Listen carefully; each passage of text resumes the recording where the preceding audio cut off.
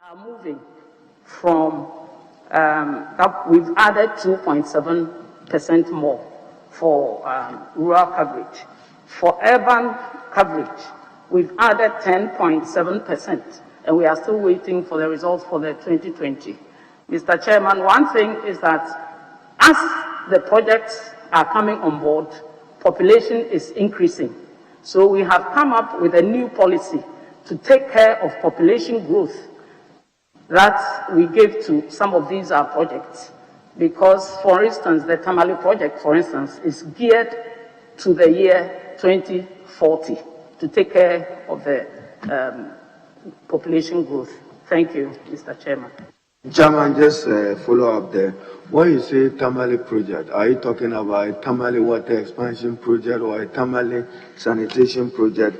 And related to what the Honorable Samson Ahi asked, establishment of National Sanitation Authority and your pledge to establish a National Sanitation Fund. What is the status of that? But clarify Tamale for me first, and I know what project you are undertaking there.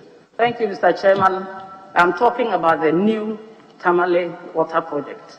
That is going to increase water supply from 45,000 cubic meters to 135,000 cubic meters. And on the sanitation authority, we are proposing, we are yet to finalize work on it, we are proposing that there should be a sanitation fund, either supplied by GOG or through a sanitation levy, so that we will be well equipped financially to take care of the gap in the financing of sanitation in this country. Thank you, Mr. Chairman. Chairman, still a follow-up. Has the Tamale water project commenced, to the best of your knowledge? I see them carrying, they used to call them the Kufua yellow cans, forgive my language. I see it all around. I was in Tamale yesterday before coming, and has work commenced on the Tamale water expansion project. Thank you. Thank you, Mr. Chairman. Yes. You might be right, Honorable Chair, that people will carry these yellow cans. It is because in the dry season, the intake at Dalong gets dry, so people unfortunately have to go around and look for water. But to answer the second part of the question, Mr. Chairman, yes, the contractors have been on the site, or they've gone to the site to do the geological surveys and the seismic studies. So I think the development phase is going on. Thank you, Mr. Chairman. Thank you, Chairman. Mr. Chairman. You have asked for three questions already. No. The second one was follow-up. Okay. Mr. Chairman, in 2016,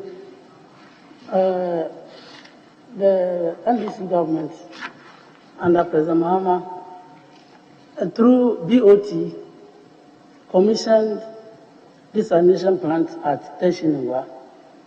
When Nanado's government assumed office, the plant was shut down.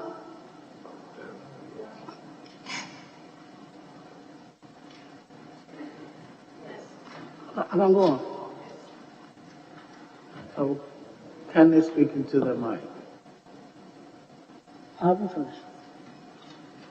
Now, Mr. Chairman, what I'm saying is that in 2016, under the previous government, through BOT, we commissioned the desalination plant at Teshi. When the MPP government assumed office, it was shut down at a point. Recently, when there was a lockdown as a result of COVID-19, we read in the news that they asked the operators to open the facility. I just want to find out from Honorable Minister the status of the desalination plant as we speak. Thank you, Mr. Chairman. Indeed, it is true. The desalination plant was commissioned in 2016 and is supposed to produce 60,000 cubic meters of water. But currently, it's producing 50,000 cubic meters of water, and it's being pushed into the system. Thank you, Mr. Chairman. Thank you, Honorable. Yes, Honorable Cudjoe. Thank you very much, Mr. Chairman. Congratulations to the Honorable nominee. In January 2020, the Ministry of Sanitation and Water Resources set up an interministerial task force on environmental sanitation with composition of 17 members drawn from ministries, departments, and agencies and the private sector to enhance multi-sectoral collaboration on sanitation. Kindly share with us what the task force has been able to do to improve our sanitation conditions. Thank you, Mr. Chairman. It is true, indeed. The Sanitation and Water Resources Ministry straddles a lot of sectors. So we deemed it necessary to bring in all active stakeholders, I should say.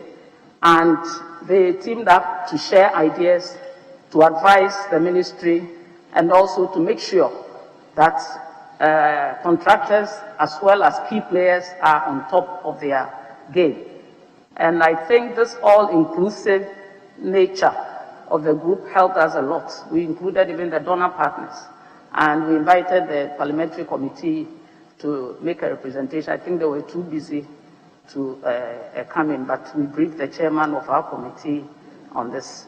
They have helped us bring all the synergies together to make sure that we know exactly what we are doing at any given time.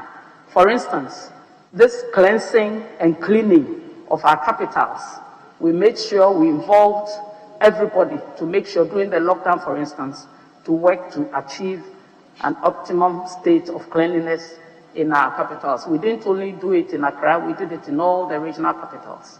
Again, the Sanitation Authority document is being studied and ready to be spruced up for presentation to Cabinet. Thank you very much, Mr. Chairman. In an attempt to fight open defecation in the country, we saw the Ministry of Sanitation started a PPP arrangement with some private companies in Ghana. One of the key projects was the Ghana First.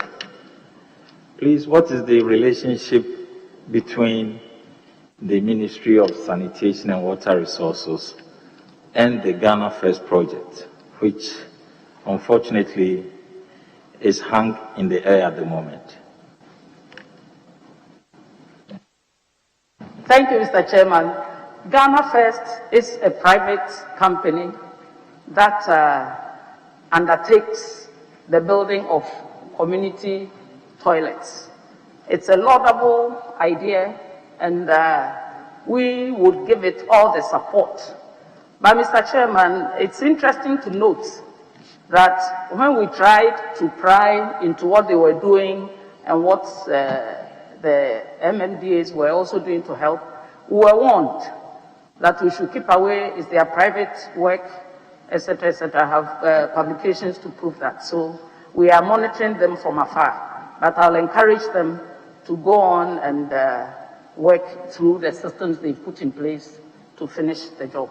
Thank you, Mr. Chairman. Honorable Minister, this is a very sensitive and a sore issue. For many communities, Ghana First collaborated with MMDCs to select and launch the program. For the communities, is the government coming to do a project for us? And the government is being held responsible or blamed for the non-completion of the projects. Indeed, is there anything your ministry can do to facilitate and ensure that the projects are completed expeditiously? Yes, Mr. Chairman, as I said, we will give it all the support that it needs. But it has a special arrangement with the MMDs. And the committee has prepared a report to present to the President. So we will look at that. From there, we will take it up. Thank you, Mr. Chairman. Yes, Honorable Nilante.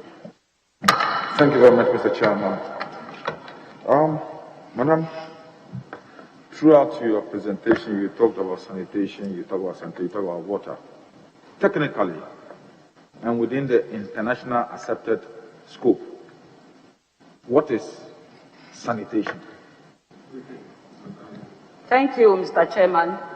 In essence, sanitation is simply cleanliness and hygiene. And I always say that I prefer the French word for sanitation, which is assainissement. It encapsulates the whole concept of sanitation. When we say sanitation, it's, for instance, it starts with the individual, personal hygiene, how you treat your waste at home, how you treat your fecal matter at home, how you treat your wastewater at home. Then we transport that into the communities. That's where the MMDAs come in. And then the long term is the national interventions that are needed. So sanitation, in simple terms, Honorable Chair, is cleanliness, personal hygiene. And then I also will add that sanitation is what gives us dignity as a people. That is why it's so important to talk about sanitation transparently and without colors. Thank you, Mr. Chairman. So you agree that, principally speaking, if you are looking at your ministry, it's taking of water resources, sanitation, and also waste management. Is that what technically, that's what it looks like? Mr. Chairman, please come again, Honorable. I'm saying, so principally speaking, if I should break down your ministry into the various sectors, we are talking about water resources, we are talking about sanitation, and we are talking about waste management. Mr. Chairman, waste management is embedded in sanitation. Solid waste management and liquid waste management, they are embedded in sanitation. Thank you, Mr. Chair. How many districts in the country have no cesspit MTS? Mr. Chairman, I don't have the figure. I can find out and come back. Thank you, Mr. Chairman. But are you aware that there are some districts that do not have cesspit MTS? It is very, very possible. So what are you going to do to ensure that these districts get cesspit MTS? Mr. Chairman, I can, for now, say that the authority, sanitation authority, will address the fecal management matter in there. The Chairman, another disturbing issue that I want my minister to look at, going around the country, I can say on authority that 50% of MMDAs don't have anything they can call engineered liquid waste sites. What are we going to do to make sure that these assemblies stop dumping liquid waste anywhere within the community and in people's farms? Thank you, Mr. Chairman. I believe the question is two parts. Liquid waste being disposed of indiscriminately, and then I'll add solid waste as well, being also indiscriminately. That has been addressed. We've engaged the MMDAs to make sure that at least they dig cells to put in their waste. And we are lucky, and we've done our analysis to know that in the rural areas, 85%, almost 85% of the waste is organic. And that can be put in these cells to mature and disintegrate, and they can form compost. When they take out the those that cannot be recycled naturally, I should say. With regard to the fecal matter or liquid waste, the answer is what we are trying to do to address the open defecation issue. Hence, the building of 125,000 household toilets across the length and breadth of this nation. And we have 5,498 communities that have been declared open defecation free. We have the whole list available. So, Honorable, your observation shows concern and is being addressed.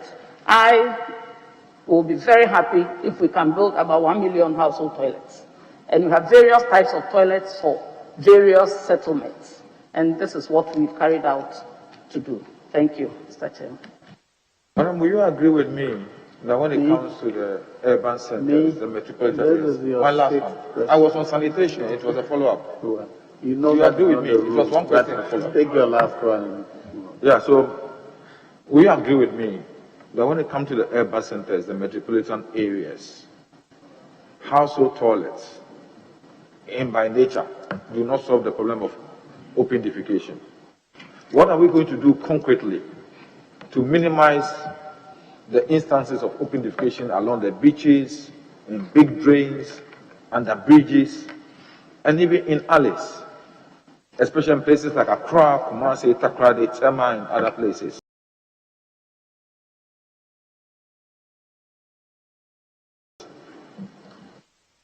Thank you, Mr. Chairman. I missed the first part.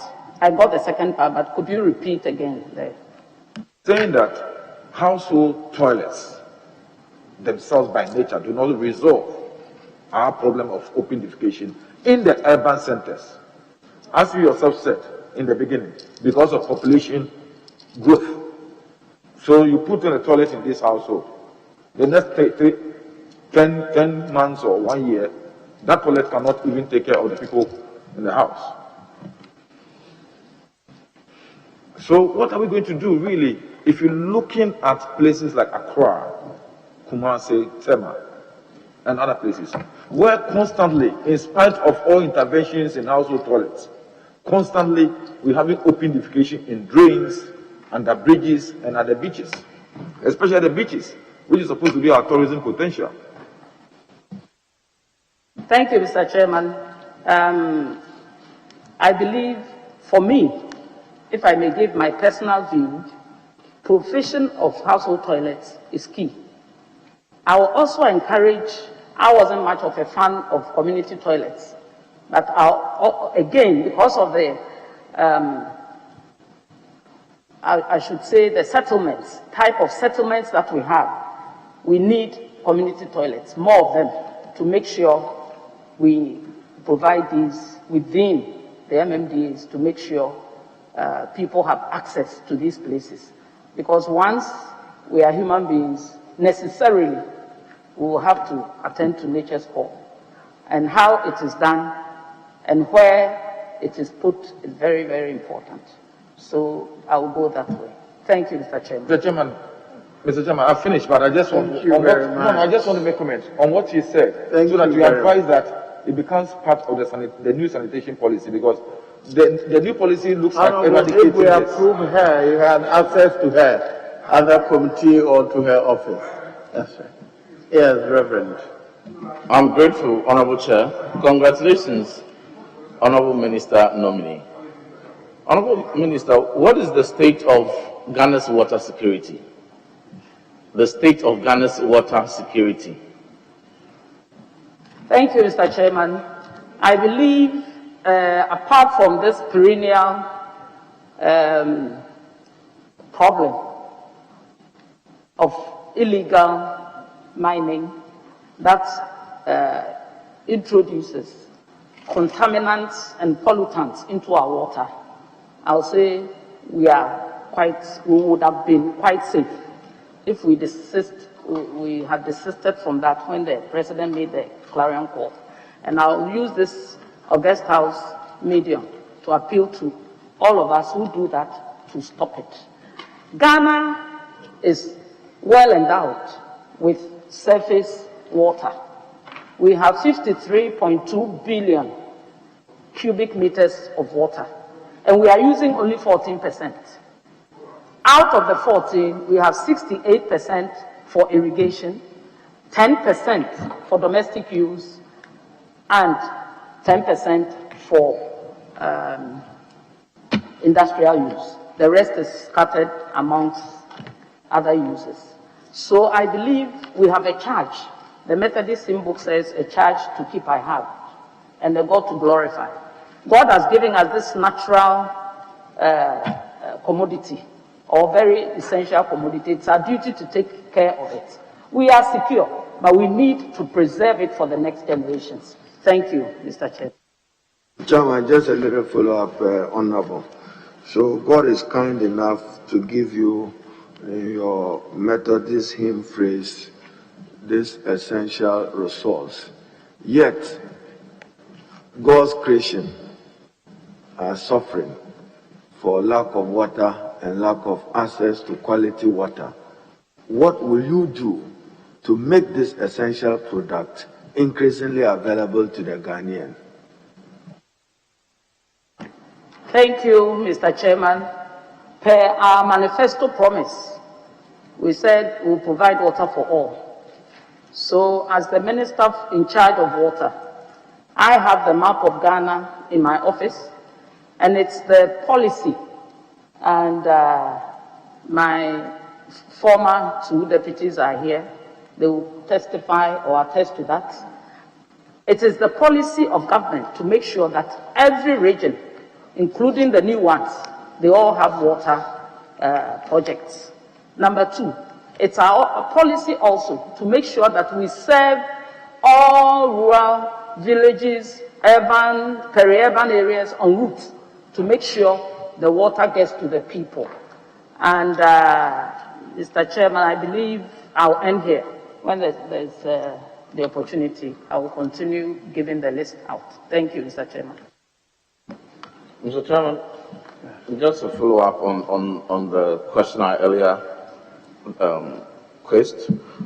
Pursuant to Sustainable Development Goal 6, which is to do with clean water and sanitation, and having outlined the broader policy that your ministry has been pursuing, between 2017 and 2020, particularly within your tenure as Minister for Water Resources and Sanitation, what would you describe or outline as some of the major water interventions that you rolled out? Thank you, Mr. Chairman. We've done a lot of interventions. We all know the importance of SDG 6 to provide water and sanitation to the good people of Ghana. We all know that water is the central pillar for most of these SDGs. For instance, poverty reduction is one, food security is one, health is one, ecosystems one, etc. We have 7 SDGs that I'll say directly depend on water. And I'll make a quotation from our revered Chief Imam, who happens to be the chief patron of the water and sanitation sector. We entreated him and he kindly assented to being the chief patron. And I can quote him that he says that man was created in water. Man was created in water. So water is the most essential, maybe second to air, the air that we breathe. So we made it a point to make sure that water interventions are top priorities, and per the President's vision, to be able to provide the water that is needed for the good people of Ghana. And I must say that I have really enjoyed the, I will say collaboration, but Parliament has been kind enough to treat all the water loans which come here with alacrity, and I'm most grateful. We have the Yendi water intervention, we have the Tamale water, we have the Damango water, we have the Sunyani water, Keta water, we have the Sekendi Takradi water, and the Wenchi water. 8 main water projects. And then we have the rural water systems that we have also put in place.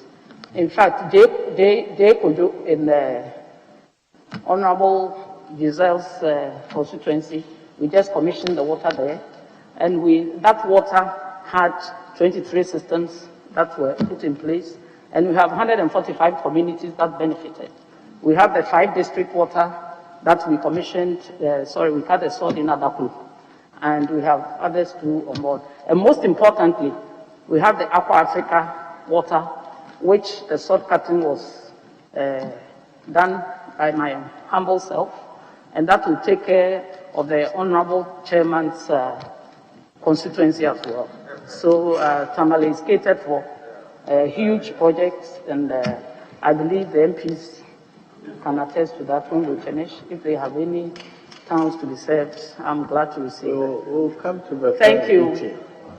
We'll come to the local constituency in detail. So for now, I'll leave it there.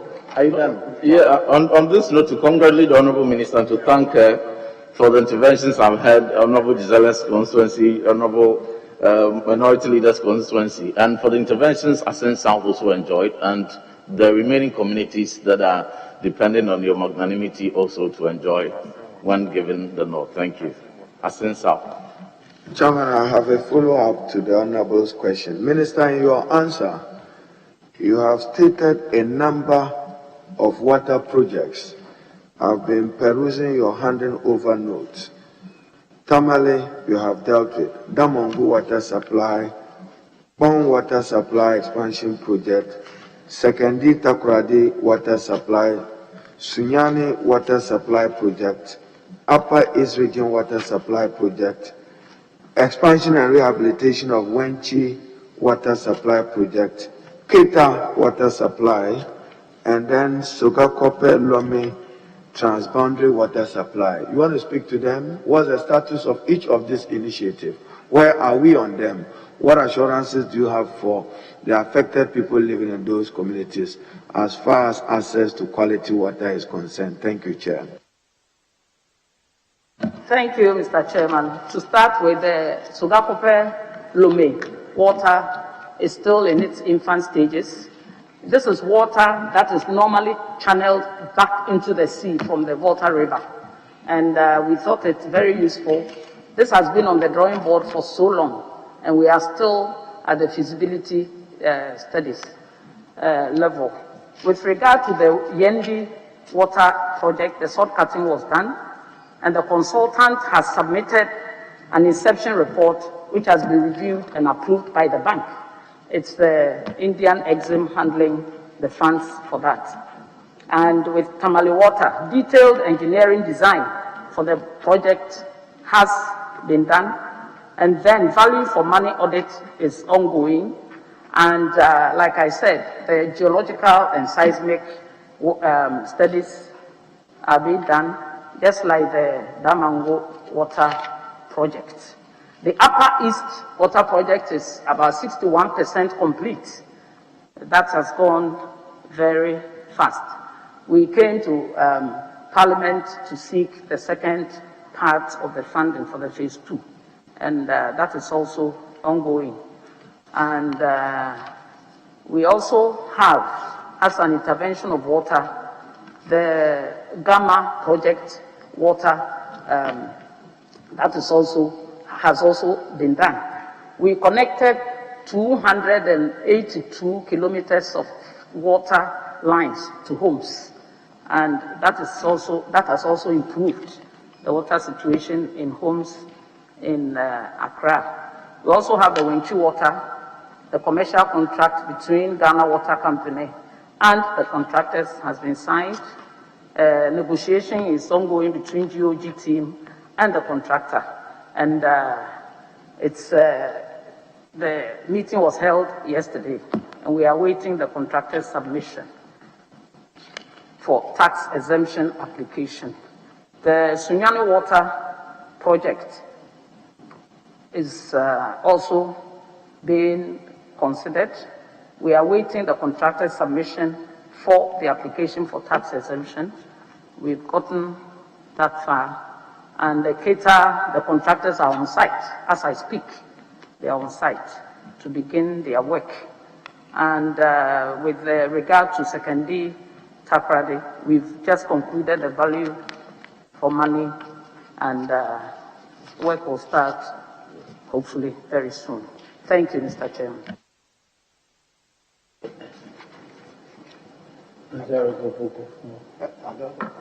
All right. Yeah. Thank you, Mr. Chairman. Honorable nominee, I have read a post on your ministry's website dated the 25th September 2020. And in that post, you stated that the government had extended the free water intervention policy program to December 31st, 2020, and the reasons you canvassed for, first of all, the introduction of the policy and the subsequent extension was that there was need for us to have constant access to water supply to enable us observe the COVID-19 protocols. Now, as I speak, the COVID cases, the mortality rate is very high now. We've recorded 582 deaths right now. But that's at the time of the introduction of this policy, we were recording very low figures. I want to find out from you whether you don't think, in the face of the upsurge of COVID-19, it is prudent that we continue with that commendable policy that you initiated from September and subsequently extended it. Mr. Chairman, I believe it's a valid and useful point, and I'll only humbly add that all the protocols need to be observed. It's not only the water for the hand washing, but wearing of masks, because I believe our lives are in our hands. And Mr. Chairman, as I speak, we have the vulnerable that use water below 50 gallons still enjoying the facility. And I think note has been taken, and His Excellency the President, having the empathy that he always has, I'm sure we'll look at this. Thank you, Mr. Chairman. Honorable nominee, you are also reported in the media as having stated that access to urban water stands at 93%. But, I mean, you were silent on access to rural water. I am interested in access to rural water, particularly in areas where the settlement pattern is dispersed. They have dispersed settlements, such as the Upper East region. So you have one house, it's about 2 miles from the next house, and so on and so forth. In such areas, access is very, very low, and I'm talking specifically about my own constituency and the next constituency, Busan and South constituencies. What is happening with regards to access to rural water? Thank you, Mr. Chairman. We have coverage and access, and as you rightly said, it's the overall national figure for urban water, and then we have it for the rural water, which is in the 60s. You are very right. I'm very familiar with the situation, and also, at times, we remedy the situation by drilling boreholes. But because of the presence of some minerals and other pollutants, the water, the rain, is not fit for human consumption. So that becomes very difficult.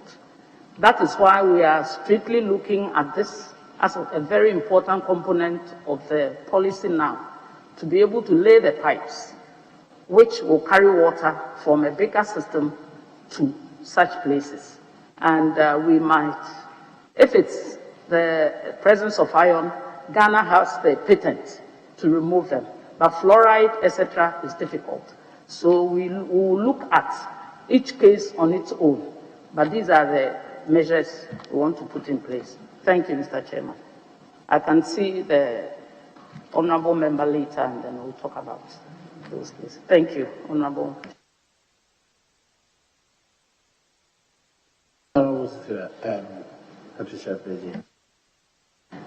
Thank you very much, Mr. Chairman.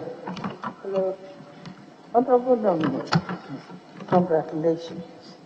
And I must say, I'm one of the proudest member of parliament at the moment due to your hard work. And this the solution to our waste, our solid waste management problem in Kumasi, in my constituency. Having this in mind, what is the long-term solution to solid waste in the major cities in Ghana, such as Accra, Kumasi, Sekondi, Takoradi, and Tamale, taking into consideration the scarcity of land? Thank you. Thank you, Mr. Chairman.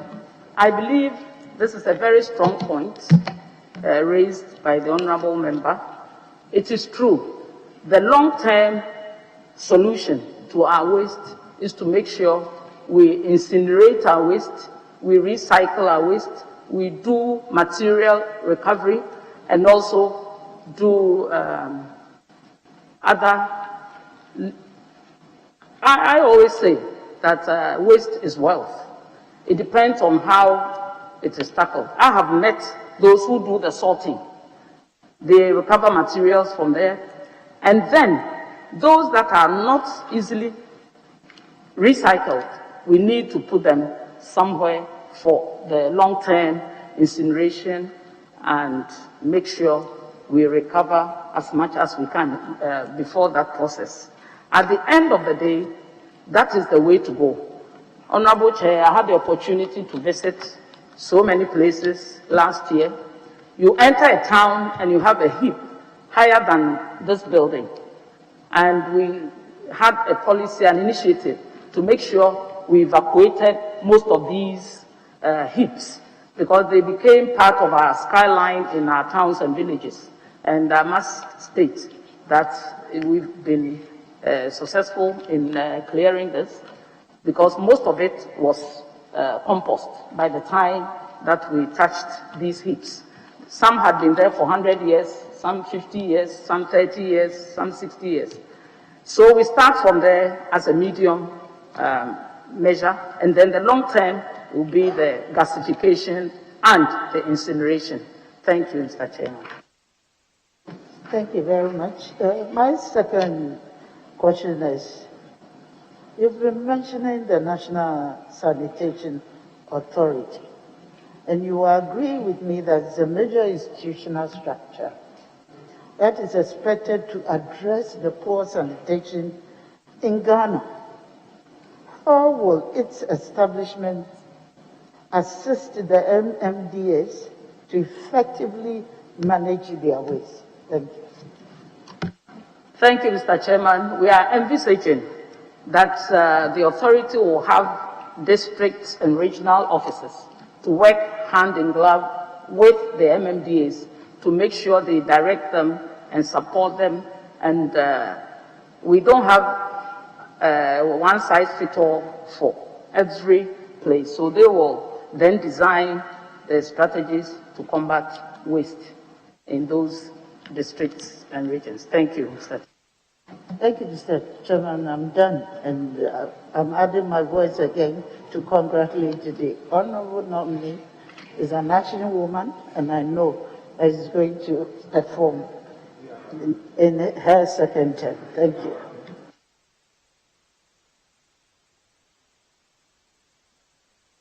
Yes, very good. Thank you very much, Mr. Chairman. Honorable nominee, in your response to an answer posed to you on access to water, you indicated that water coverage in urban Ghana is estimated around 93%. Is that correct? Mr. Chairman, I didn't say so. The honorable member quoted an earlier submission, and that is correct. So what is the coverage? We have not, Mr. Chairman, we have the access figure and the coverage figure. The access figure covers all types of provisions of water I could drill boreholes in my house to use, it's part of the access. NGOs are doing their own, it's part of the access. So we put all the access together, and that is a study done by the Statistical Survey and UNICEF. We are also compiling our list. I'll put our coverage to 78–80%. We are yet to get the final figures. Thank you, Mr. So which one gave you the 93%? Mr. Chairman, to repeat, it is the total coverage of water. Sorry, total access to water. Yes. I'm asking this question because UNICEF and WHO in 2015 provided the same figure. I would like to read. According to UNICEF, WTO 2015, access to improved drinking water in Ghana is estimated around 89%, 93% urban coverage, and 84% rural coverage. So is it not the same figure you are telling us today, or is it different? Mr. Chairman, I've given the source, UNICEF and Statistical Survey. We are compiling our own records also to support that. Thank you, Mr. Chairman. Okay. Now, my second question has to do with... Not your second question. Proceed. That's your third question. Mr. Chairman, you have the platform, so I oblige. Yes, I have the platform. A portion of the World Bank's $570 million economic pump for Ghana was to enable Accra become the cleanest city in Africa. Specifically, $200 million was to finance the Greater Accra Integrated Development Initiative. This initiative is a transformative urban project tailored to bolster the city to become safer, more resilient, and cleaner. What is the status of this project? Mr. Chairman, the component for my ministry is $43 million, and I think I spoke about it earlier. That is to take care of the Odo Basin, to clean it up, and to cap the heaps of waste that that we see around the basin. Thank you, Mr. Chairman.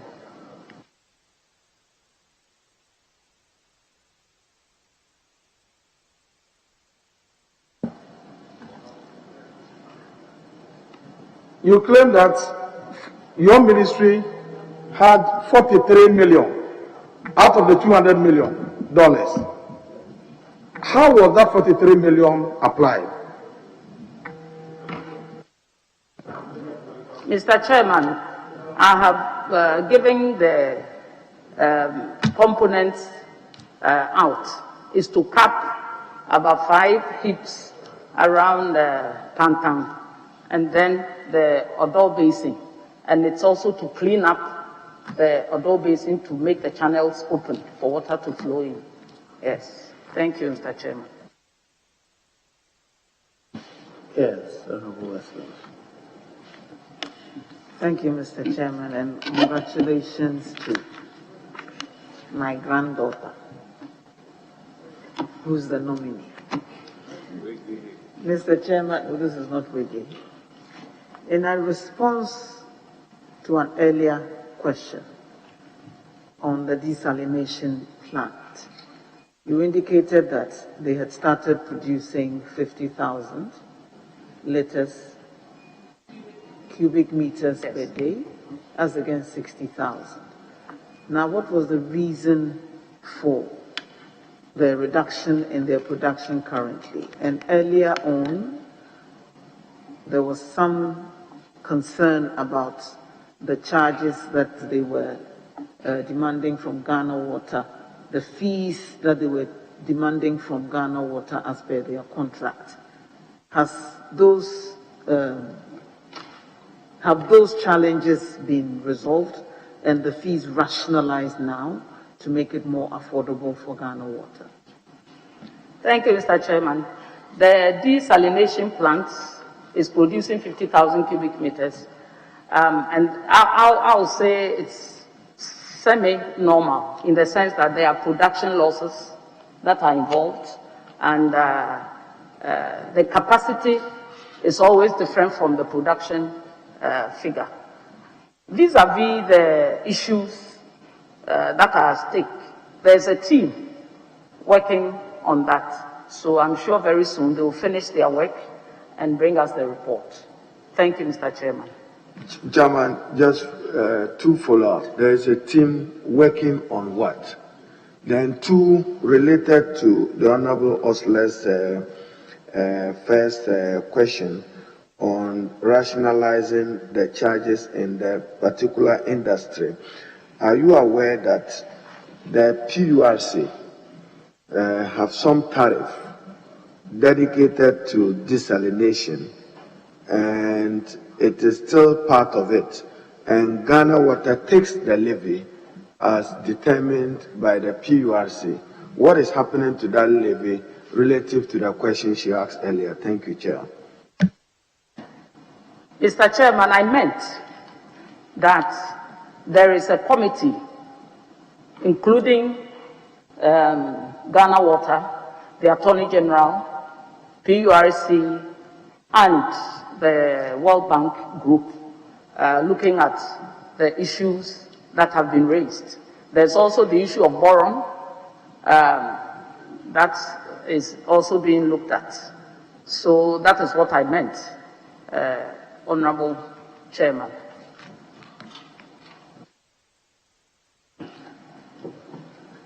Our landfill sites have been reported to be full, and there are management challenges for our landfill sites. The issues of arrears owed to environmental service providers, leachate into the ground, pollution of groundwater, the health impact of the operations of landfill sites on residents around those landfill sites. What is being done by your ministry to re-engineer the landfill sites to solve these perennial problems? Thank you, Mr. Chairman. I believe this is a very worrying issue, and we have, in a major way, intervened in the landfill site of Oti and Fung. Indeed, leachate is toxic, and we should not, in any way, allow it to seep into water bodies through the cracks in the soil to contaminate our groundwater sources. That is why we need to engineer our landfill sites and ultimately eliminate them through the long-term solutions that we have proffered. Thank you, Mr. Chairman. What's your relationship with the Environmental Service Providers Association? And we did ask the Minister for Environment Designate when he appeared before the committee to whether he would work to promote source separation of waste, to promote recycling of some of these waste products that we produce. Would you work with them, the service providers, local government, and MESTI, to look into this area, either by litigation or public education, legislation or public education? Mr. Chairman, I believe we have already started with this sorting. We have pilot projects going on, but in our homes, we are all guilty. We use one bin to put in our daily waste after the chores in our homes. So it's the way to go finally, because it's become very, very important, because the compost plants, their experiences are such that ultimately we'll need to get this going, and it's part of the policy of the sanitation Authority to look at this, because we need to do sorting, especially in our institutions, in our schools. We started at the medical school, and it's going well. We started in some schools as well. So in our homes, very soon, we'll have to have about 3 bins, 1 for plastics and bottles, and 1 for paper, and then 1 for the organic waste, the leftovers from our fufu and banku and akle and tosafi and all those pieces of leftovers. Thank you, Mr. Chairman.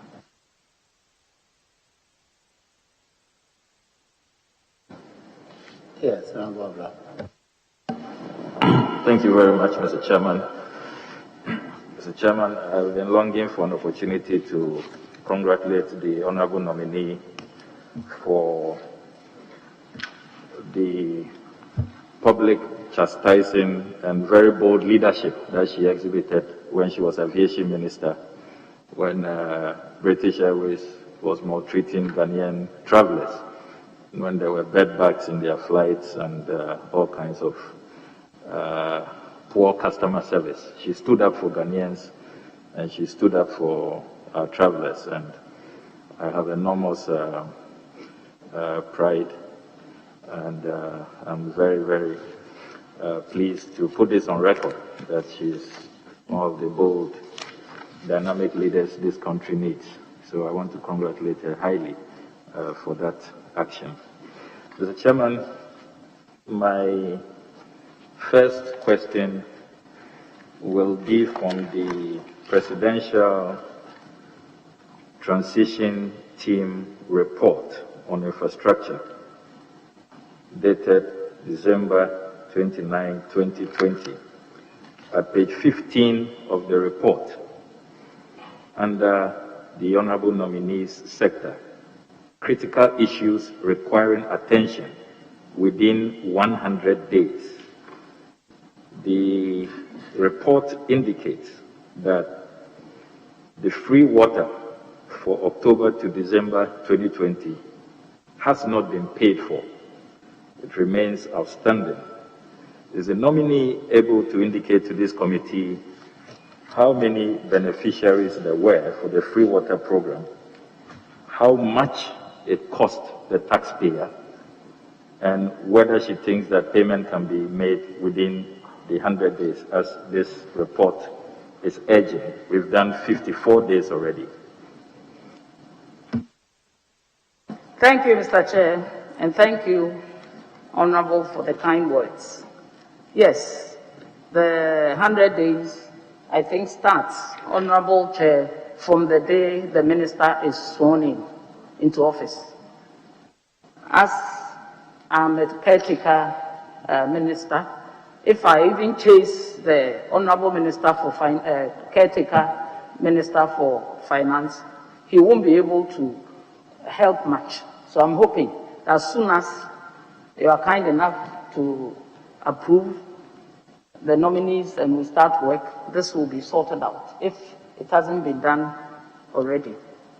And the amount of money that we spent on the good people of Ghana to make sure there's no outbreak of cholera and dysentery, etc., during this COVID period was 840 million Ghana cedis. For urban water, we have 10 million people that benefited. The figure for the rural water, I'm yet to get it, the final figure. Thank you, Mr. Chairman. Mr. Chairman, I believe the honorable nominee will furnish us with the rural water one later. My second question, honorable nominee, is to kindly take you back to the matter of making Accra the cleanest city.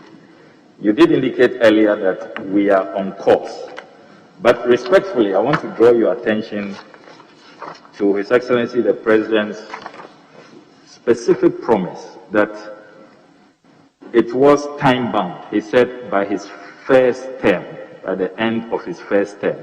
So when you tell us today, after the first term, that we are on course, there's something respectfully wrong with that. I hold in my hand the President's State of the Nation address, the message on the state of the nation delivered to Parliament on the 21st of February 2019. At page 14 of the statement, third paragraph, Mr. Chairman, with your permission, I quote, "Last year, I reiterated before you my pledge of improving sanitation in the country and making Accra the cleanest city in Africa by the end of my first term," unquote. So, Mr. Chairman, the nominee will have to tell us the status of this promise, particularly when, very briefly, Mr. Chairman, with your permission, I sent my research team around town this morning, and you can see this is Domi Market at 9:26 a.m. An eyesore indeed, very, very ugly state of sanitation. I also have here, this is Domi Railway at 9:10 a.m. today. I also have here Accra Cudjoe Lane at 2 minutes past 10. An eyesore indeed. Very terrible situation about our sanitation. This is 9:40 a.m. Kwame Nkrumah Circle. Very busy transportation hub. This is 9:50 a.m. Kwame Nkrumah Circle. Very heart-wrenching, very terrible. This is the state of our sanitation. The President made a specific promise by end of first term. Can you please tell us exactly what the situation is with this specific time-bound promise? Thank you, Mr. Chairman. Yes, indeed. The President didn't only say that he will make Accra the cleanest, he would want to make Accra the cleanest city. He said the whole country needs to be clean. I think the President must be commended for this bold declaration. It was up to us, the stakeholders and the key players, to do our work. As the Honourable Minister has exhibited, we also do monitoring around. I will not doubt all these pictures. As I speak, our monitors are in the field, and when they come back, we deal with the specific the metropolitan or in Accra, in the big cities, we deal with them. They do have a challenge with solid waste. That is why we need this huge pillar of sanitation authority to help strategize and direct affairs, especially in the business, central business districts, the CBDs. They do have a huge problem. And then one area that we have identified is that they don't even work on Sundays. Those who hold the franchise, we are still negotiating with them. I must pay tribute to the contractors who, through their association, have gotten some of these contracts to up their game, and we mean to also emphasize our monitoring units to make sure they move around, and before sunrise, all these things shouldn't be on our books, I should say. They will give excuses for logistics. We've taken notes of their challenges, and I'm sure that very soon we will find long-lasting, sustainable solutions to them. On the President's declaration, I think, like I said, I want to reiterate and emphasize that it's a very bold declaration, and we need all of us. The motto is keep Ghana clean, and the answer is play your part. You know, these are the areas that we need to emphasize and send logistics to, and we are not oblivious of that. Thank you, Honourable, for your observations, and we'll tackle that. Thank you, Mr. Chairman. Mr. Chairman, my final question is on the matter of compost plants. I see from the Presidential Task Force report at page 14 that you state, and I quote, construction of integrated recycling and compost plants in all regional capitals. You do not provide details, no timelines. Can you kindly expatiate on this project? What is the model? Is it a PPP? How much will it cost? and what are the timelines, please? Thank you, Mr. Chairman. Yes, indeed. The President was gracious enough to cut a sword for all the compost plants, and it's a PPP. The private sector, led by the ESPA chairman, the Jospon group of companies, they have come with us to do these projects. And I must say that the ministry did some research and shared it with them, and they took the results running.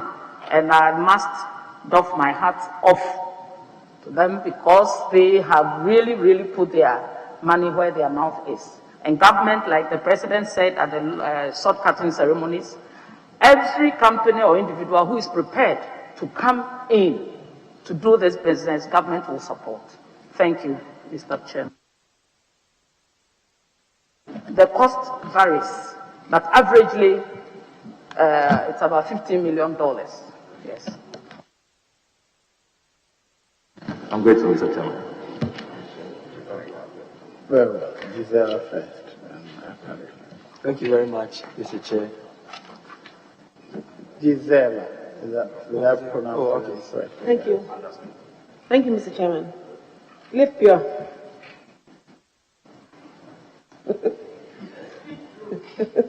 Speak true, right, wrong, follow the king. It's a coded. Honorable nominee, you mentioned that the water interventions in my constituency and the community water, actually they are not working well. I can give you a whole list of communities. So maybe you can ask community water to go back and check the reasons why it's not working as well as it should be. Sure, old girl, I'll do that. Thank you, Mr. Chairman. I'd like to know what the policy on marine, let me call it marine sanitation, or sanitation at the beaches. We have a 550-kilometer shoreline with quite a number of communities, obviously, earning their living off the beaches. But over time, when the fisherfolk go to sea and they pull their nets, there's a lot of plastics. What has been the policy over the past 4 years? And what gaps were there? And what do you intend to change or amend going forward? Because I believe that for those of us who wish to promote tourism in our constituencies, the beaches are a very key part of that agenda. So we'd like to know what the policy has been and what it is now. Thank you. Thank you, Mr. Chairman. I believe I have spent sleepless nights on some of these challenges. And we know, I always say, that you don't have to reinvent the wheel. Where people have succeeded, we have done some research to share with the ministry that has the plastic policy in its bosom. The task force that we also set up includes the Ministry of Tourism, and we have encouraged them to also engage with hoteliers. And Labadi, I must mention, because it's commendable, they have taken charge of their section on their shoreline. And I believe that the way to go is to make sure the plastic policy is operationalized to take care of the plastics before they get into our drains to be washed by rainwater into the sea. Also, the compost plants that we can set up to recycle plastics should also be stretched to include a number of businesses that can go into that. I believe the honorable MPs who are also interested in setting up recycling of plastics in their constituencies should also take that up, and the business community. So I believe these are my thoughts on that. Thank you, Honorable Chair. A follow-up question to this. Is there no possible way that perhaps employment opportunities can be gained by your policy adjustments? Because the beaches are in the communities and they are needed for the necessary agendas and they must be kept clean. Is there no opportunity for employment and possible, something creative that will be able to sustain the whole activity of cleanliness at the beaches? Yes, that is a good way to look at it. Like I said, it creates jobs. The recycling compost plants that we have set up around the country will get fertilizer to be sold. The plastics can be turned into chairs and bowls, etc., etc. That's why I made a statement earlier on that waste is wealth, depending on how you look at it. So it's a good point to note. Thank you, Mr. Chairman. Thank you, Mr. Chairman. Yes. Techima North. Is that right? Thank you very much, Mr. Chair.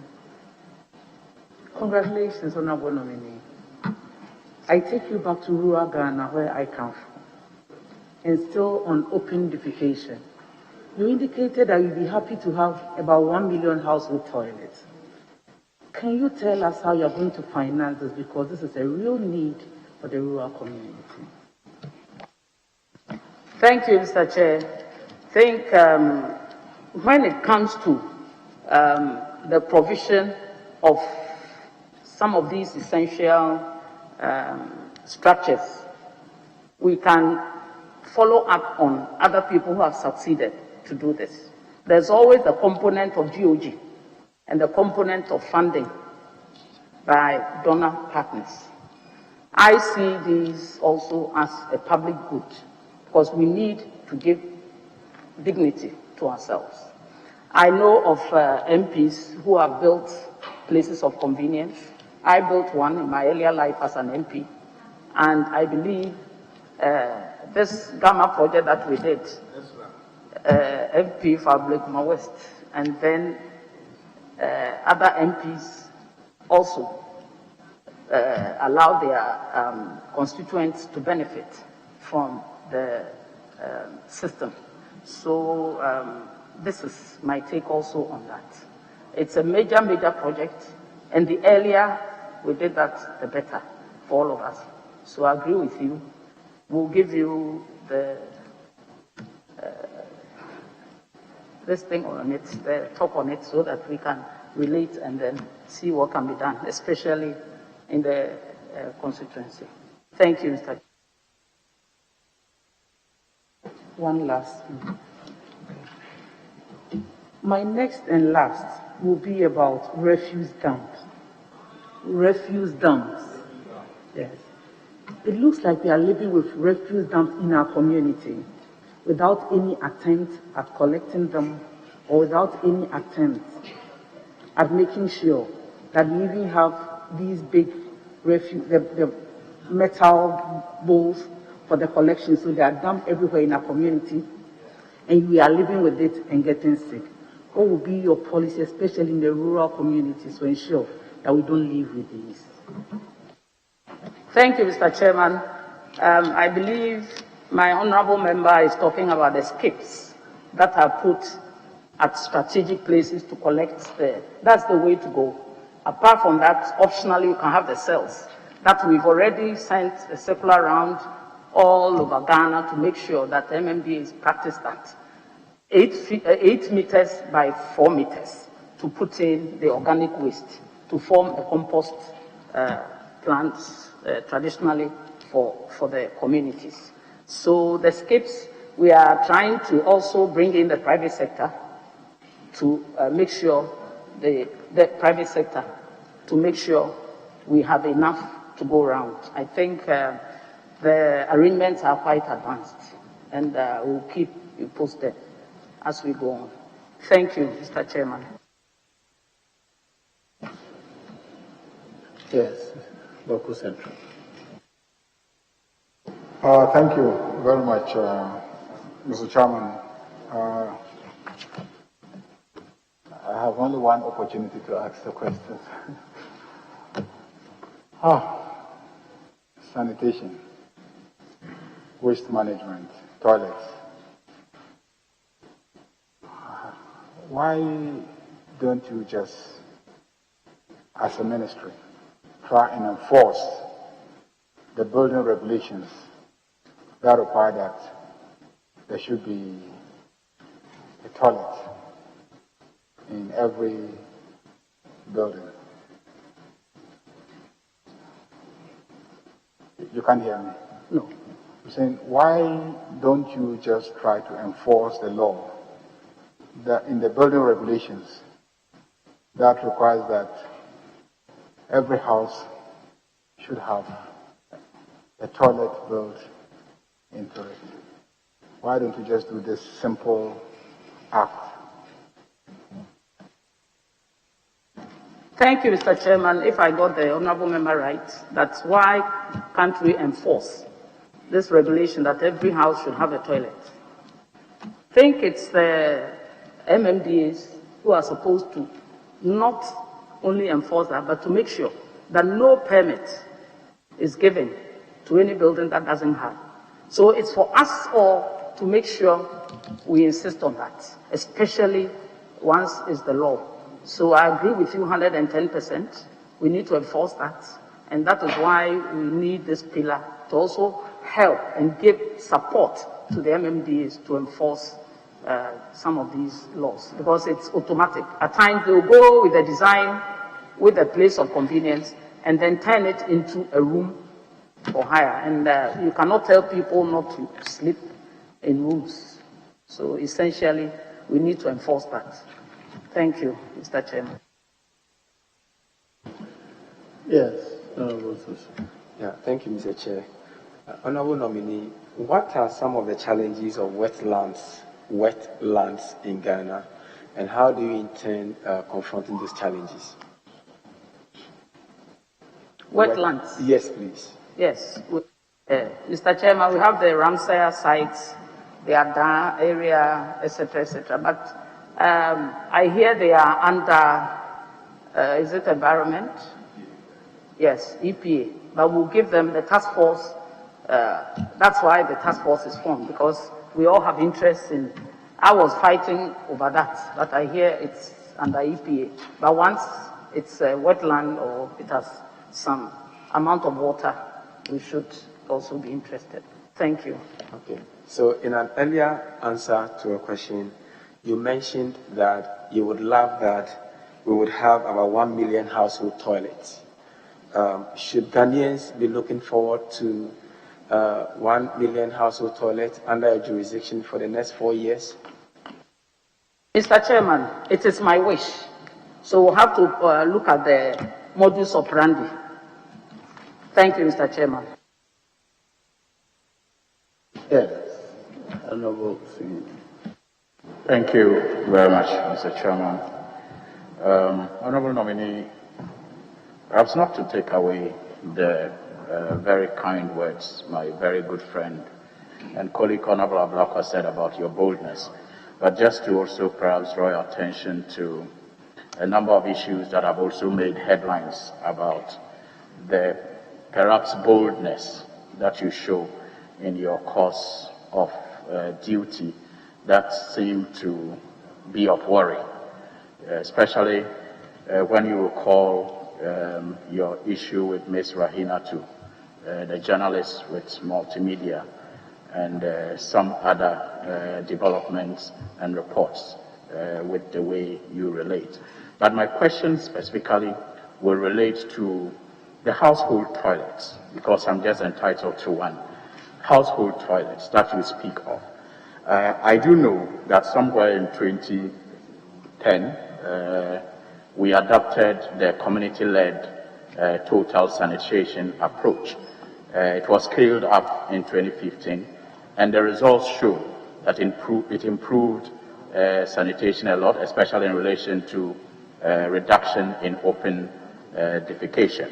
Many NGOs, Plan Ghana, Water Aid, RING, Catholic Relief Services, and others have all supported this initiative. But then, government through the special initiative have also been embarking on community toilets, awarded many contracts to build community toilets. Isn't that in conflict with this CLTS model that we were supposed to have used to tackle open defecation, and how have you, dealt with that conflict as minister? And what is the assurance that we really have one policy moving forward in terms of how we want to deal with open defecation? Thank you, Mr. Chairman. I believe the problem is so huge that it needs a multifaceted approach. Hence the CLT approach, as well as the UNICEF, USAID, and all these NGOs and the special initiatives. What I did was to collate all that they did. So if you look at Africa, it's 125,000. But if you add everything, it goes to about 147,000. So I believe we need every hand in solving the open defecation problem. When it is slow in an area, another fast area shows it up. So that is that. And then the headline news, I think it was settled. Multimedia came in and we settled that. Thank you. Well, my question, I don't know if you didn't get it. I'm talking about the conflict between the approach that the CLTS is adopting to deal with open defecation, which is supported by all these NGOs, as against government's push to construct public toilets, which the CLTS was supposed to replace. No, Honorable Chairman, but like I said, I'll go for everything that will go to let Ghana be off this radar of open defecation. Thank you, Mr. Aja. Thank you, Mr. Chairman. Honorable nominee, my question is on open drains. I believe we are in the 21st century in this country, and we're still constructing open drains in this country. Would you say that there's a direct correlation between that and our poor sanitation situation? And what will be your plans?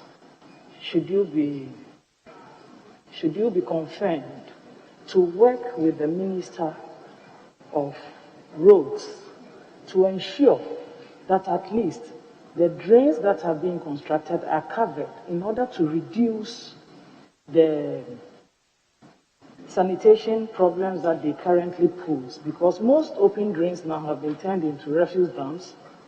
They've become mosquito breeding grounds, and it has a direct effect on our environment. So the mantra is we are as healthy as our environment. But if the environment is so sick, how do we stay well? Thank you. Thank you, Mr. Chairman. The question of, I think I'll add open gutters. I am more concerned about the open gutters than the open drains, because the drains are for storm rain water. We cannot do away with the open drains. Otherwise, we'll be flooded in no time when it rains. I think the open gutters, they are archaic, they are passé, and we need to have the new design of road engineering. And one typical example is the one we have at the Abubloshi market. It's a modern design, and you see that the water passes through some vents. You don't have the open gutters for people to either pour in rubbish or litter. And I found out one thing also during the course of my tour of all the MMDs in Accra. These flying plastics, as soon as they touch water, they get stuck. So the roads minister, I've had engagements with him, and I think he's taking it on board. But with the drains, they are under, between roads and works and housing mainly. They have the hydro unit to take care of that. But essentially, that is for storm water, which we need to have to be able to contain the rainwater. You know, we are in the tropical area, and we need that. Thank you, Mr. Chairman. Very well. Honorable Chief Whip. Thank you, Mr. Speaker. Mr. Chairman, Sorry, I was in an earlier meeting with the Speaker, so if I ask any question that has been asked already, I hope the nominee will forgive me. Mr. Speaker, I just want to find out from Mr. Chairman. I just want to find out from the nominee. She's been in this ministry for 4 years, and now she's been nominated again. Oh, about 3 years. Oh, okay. Oh, 2 years. Yeah, because she was at aviation before. Yeah, sorry. And now she's been nominated to stay in that ministry.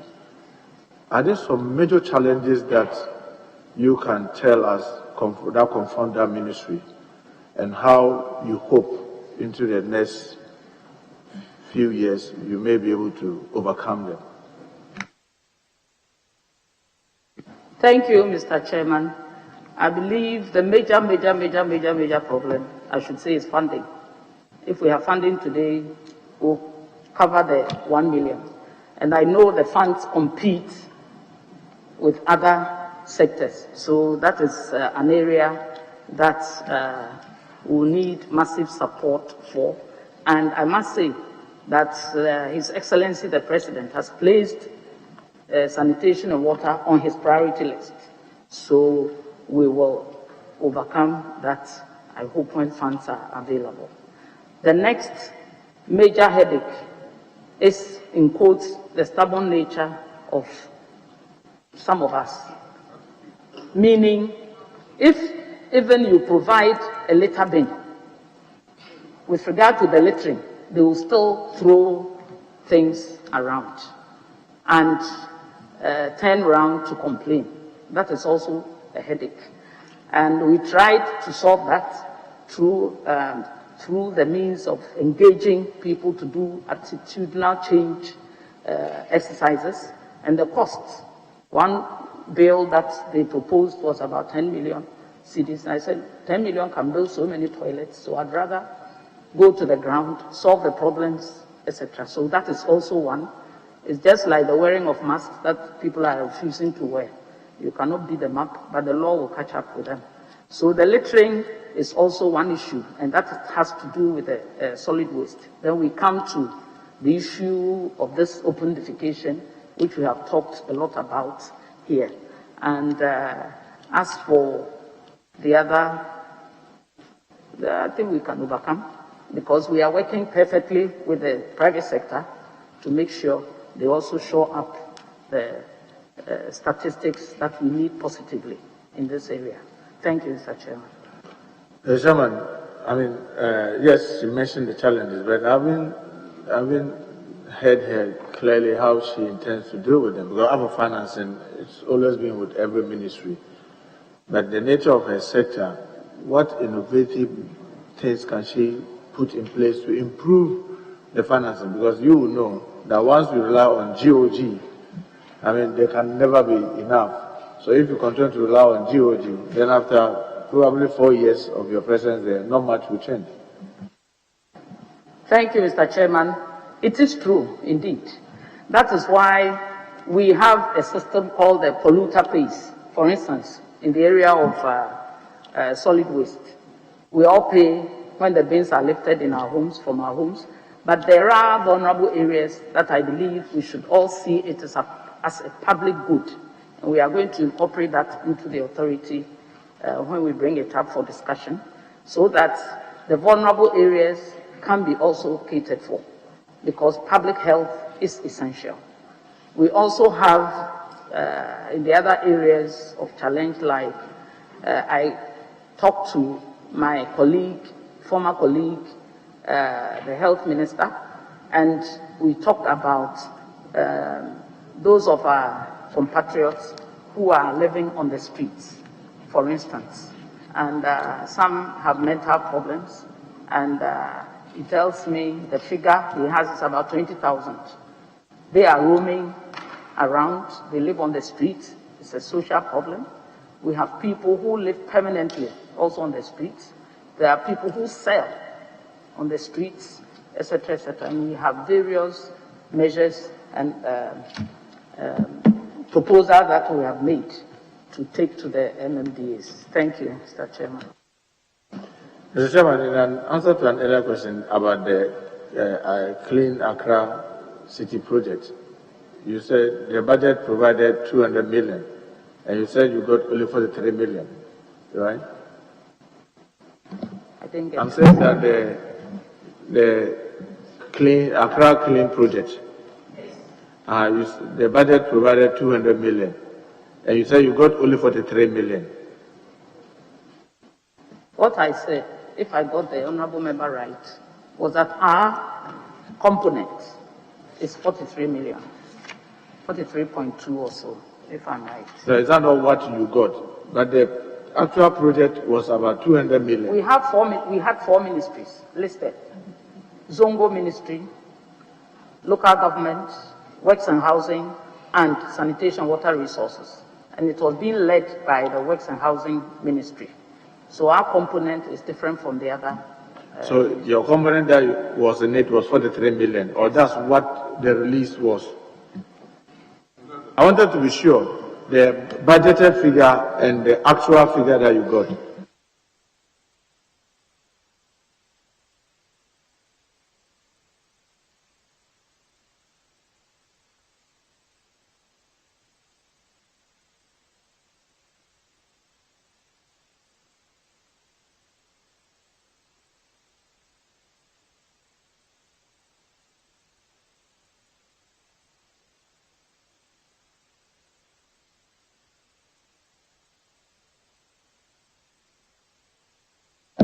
Yes, Mr. Chairman, our component was even 42.2 million. And how much of it was released? How much of it? Nothing yet. Oh, nothing We was. are talking about the same thing. Is this the Garrett project? The World Bank project? Nothing yet. We are now at the initial stages of feasibility, etc. Because the answer earlier that the project was used to clean the Odo River and those things. Oh, it hasn't started yet. This is it. No. So even when it was said that within 1 year you were going to clean Accra City, yeah, you said that within the first term, Accra was going to be the cleanest city. 4 years has gone and that project hasn't even started. Mr. Chairman, I believe we are talking at cross purposes. This project was to augment what we've done so far. Okay, so then On the Odo Basin, yes. Can I just find out, averagely, since you went to the ministry the past 2 years, about how much do you think has been spent in making effort to get Accra clean? Mr. Chairman, I can't give the figure on top of my head. I can get it for you. Thank you. But I think a substantial amount has gone in there. I'm saying that you think substantial amount has gone into the project of cleaning Accra. Like I always say, it's not only my ministry taking care of it. There are stakeholders. So we all come together and do the work. Thank you, Mr. The Chairman, prior to the election, there were a lot of short-cutting about these recycle plants across the country. A number of them, they were short-cutting. Were they going to be PPP or it was going to be funded by government? PPP, Mr. Chairman. And were we to contribute anything or it was just for private persons to build and operate and probably hand over to us? Yes, Mr. Chairman. So we were providing the sites or what were we going to do? The regional coordinating councils were going to work with on behalf of government with the private sector. So how are we going to be paying for the services that they'll be providing? Build, operate, and transfer. No, I know. I mean, once they build it. You dump and pay. But will government be also making payments monthly to them or annually to them once we are doing the dumping? The agreement will turn out all these issues. Okay, so you don't have the agreement yet? Structures are not in place yet. My worry is if you cut short to do the plant and you've not yet gotten the agreement, are we not likely to run into crisis? Because when the people are finished building, that's when you want to now have the agreement. I think negotiations are ongoing and will play the pivotal role in that. Currently, how many compost plants, compost and recycle plants do we have across the country? Okay. Honorable, can you speak to your mic? I have 17 I know of. So currently, the 17 that are in place, how are we running them? There's an old one that was conceived, reading my notes, in 1950. The compost plant is off now. Then we have the Accra compost plant, which we came to meet, and it's working at. Yeah, I'm only asking how they are running. Are all of them run by private persons, or some are still being run by the local authorities? They are working with the private sector, local assemblies, like the Pung landfill site, for instance. It's not a compost plant, but the landfill site is being operated by the assembly and the private sector. So do we make payments to where we are using private persons to partly run it? Do we make payments to them? Of course. Like the Tema landfill. The management fee is paid. They have an agreement. Or with the local government authority or? Yes, Mr. Chairman. You have an idea how much we are paying per monthly? Each assembly and its figure. Okay, but you don't know how much we are paying not globally? As I sit here, Mr. Chairman.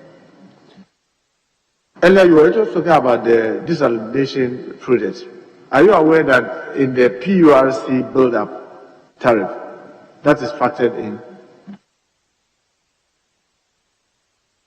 Mr. Chairman, again, I didn't get that. That is factored in. That is, Mr. Chairman, I want to. Oh, I'm saying that, you know, the PURC, in determining tariffs, they consider a lot of things, and they add them to arrive at how much we have to pay, or how much the companies will have to charge.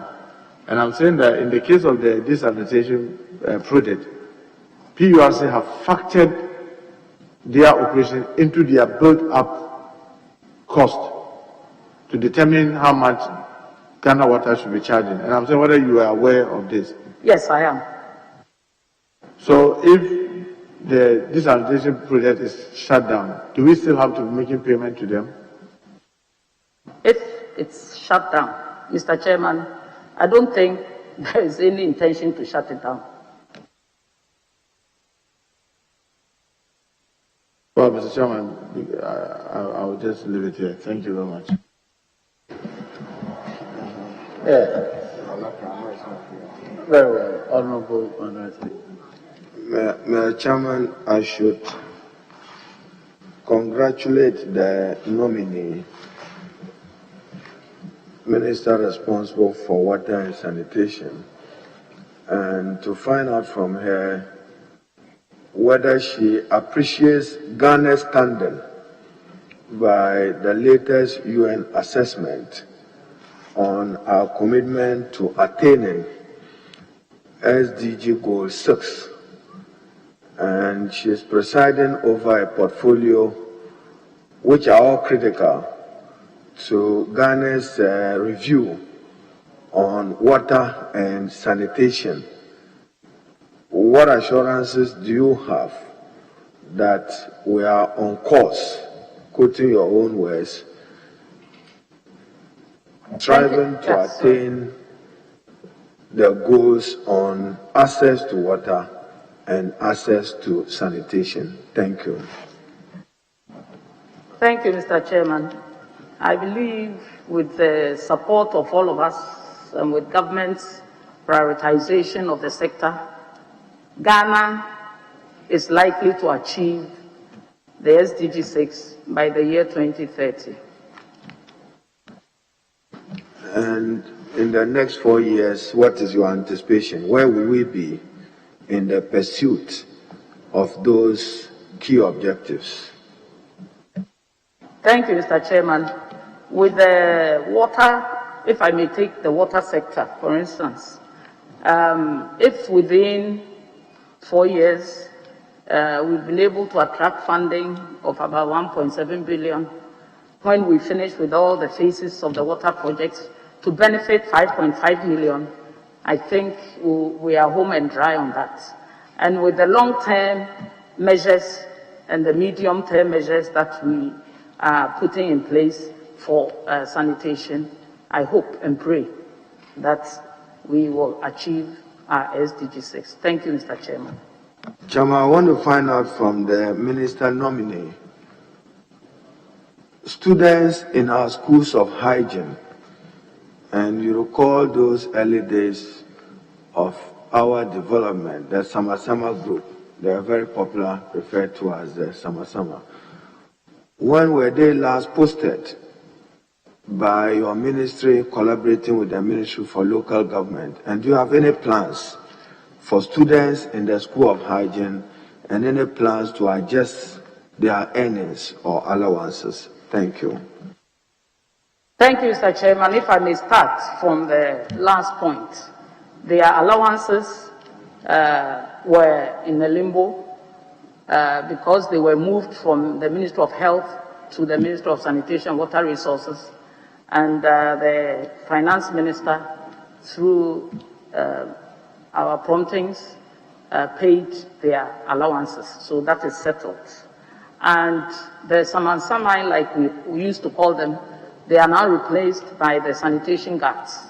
And each municipality is supposed to have, they have launched a few of them, and they are the ones who work with the environmental health officers to make sure our environment is clean. Again, for the past 10 years, Mr. Chairman, there was no recruitment of the students that were churned out of the school. And last year, we were fortunate enough to have the financial clearance to employ 1,174 students. And all the 3 schools of hygiene are also being 174, those who've been trained or students, those who've passed 1,174. 1,174. Yes. Those who have graduated or those who are still in school? Those who have graduated, Mr. Thank Chairman. you. They are now working, they've been posted out, and I'm happy they've gained access to jobs. Yes. Thank you, Mr. Chairman. Chairman, I have here the handing over notes for the Ministry of Water and Sanitation. You recall the President's declaration to fight illegal small-scale mining, popularly referred to as galamsey. And I have this quote for you. The mining activities within the catchment of River Brim, Dapaah, and the White Volta are still ongoing, leading to severe raw water quality deterioration. What will you do in collaboration with your colleagues to protect these water bodies and provide for quality water in Ghana? Thank you, Mr. Chairman. We have the Water Resources Commission that is in charge of monitoring our water bodies. And since the President's declaration of war on illegal mining, we have a monitoring unit that goes round and submits quarterly reports. I must say that the water quality as of July 2020 was quite good with their turbidity levels. And Mr. Chairman, with your kind permission, if I may cite 1 or 2 of them for our consumption. Brim River, Seen in Achimda and Osino, for instance, the turbidity used to be 1,590, but it's now 268. And Ankobra, which used to be 4,432, is now 503. And we have the Tano, the Bia, the Pra, and these are the figures we have. as at July 2020. We'll be getting the figures for 2020 December and the Chairman, I take it that the nominee doesn't have the data for River Pra. Is that the case? But I just asked the PRA. You are interested in the PRA? Yes. Mr. Chairman, the PRA river as seen as Ghana Water has an intake at Dapaah. I'll use that as the example. Dapaah was 825 NTU in February 2020, but in July it was 434. And Chifu Praso used to be 1,595. It's now 465. So, Mr. Chairman, in essence, the war that the President declared was successful in a way vis-à-vis our water bodies, and we should continue to support the President to fight this war. Thank you, Mr. Chairman. Was it successful in improving water quality or successful in fighting galamsey? What are you communicating? Both. Thank you, Mr. Chairman. And Chairman, weak and aged distribution networks is weak and aged. Your distribution networks are weak and said to be aged, and then inadequate system laboratories across the country. What plans do you have to improve that? Mr. Chairman, we had, I think it started long ago, to make sure we changed the cast iron pipes into HDP pipes to prevent leakages and intrusion of foreign material in our water that we deliver to our homes. It is true, some of these pipes are 65 years and above and 70 years, etc., etc. And they cost quite a lot. So we are systematically applying IGF to change some of these. And with the labs, I think I will coordinate with the MD to find out what we can do. Thank you, Mr. Chairman. Chairman, I noticed that the nominee shared some tepidity figures in respect of those that I mentioned. But perusing her handing over notes again, National Annual Summary of the Treated and Distributed Water Quality Compliance per Region for Compliance for 2019. Do I note that you don't have the figures for 2020? Not all the figures, Mr. Chairman, as I said. And you see that some of the figures for 2019 are at 90%, and you want to achieve, I've seen 98, 99 elsewhere. What plans do you have to improve the standard, particularly, for instance, in the Upper West region? Mr. Chairman, I think, are we talking about what page, Mr. Chairman, if I may ask? So I'm looking at page 20 of your handing over notes, October 2020, volume 2.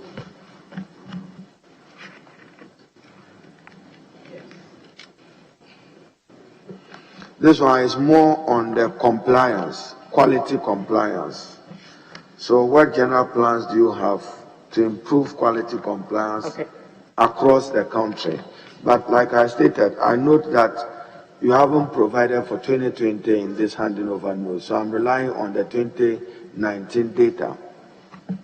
Mr. Chairman, one thing I want to put across is that Ghana produces one of the best quality water you can ever find. The pH level, which we give to the quality of water, Ghana has one of the highest. So with the introduction of the HDP pipes, it's almost impossible to tamper with the pipes. And normally the water is treated at a cost from the source.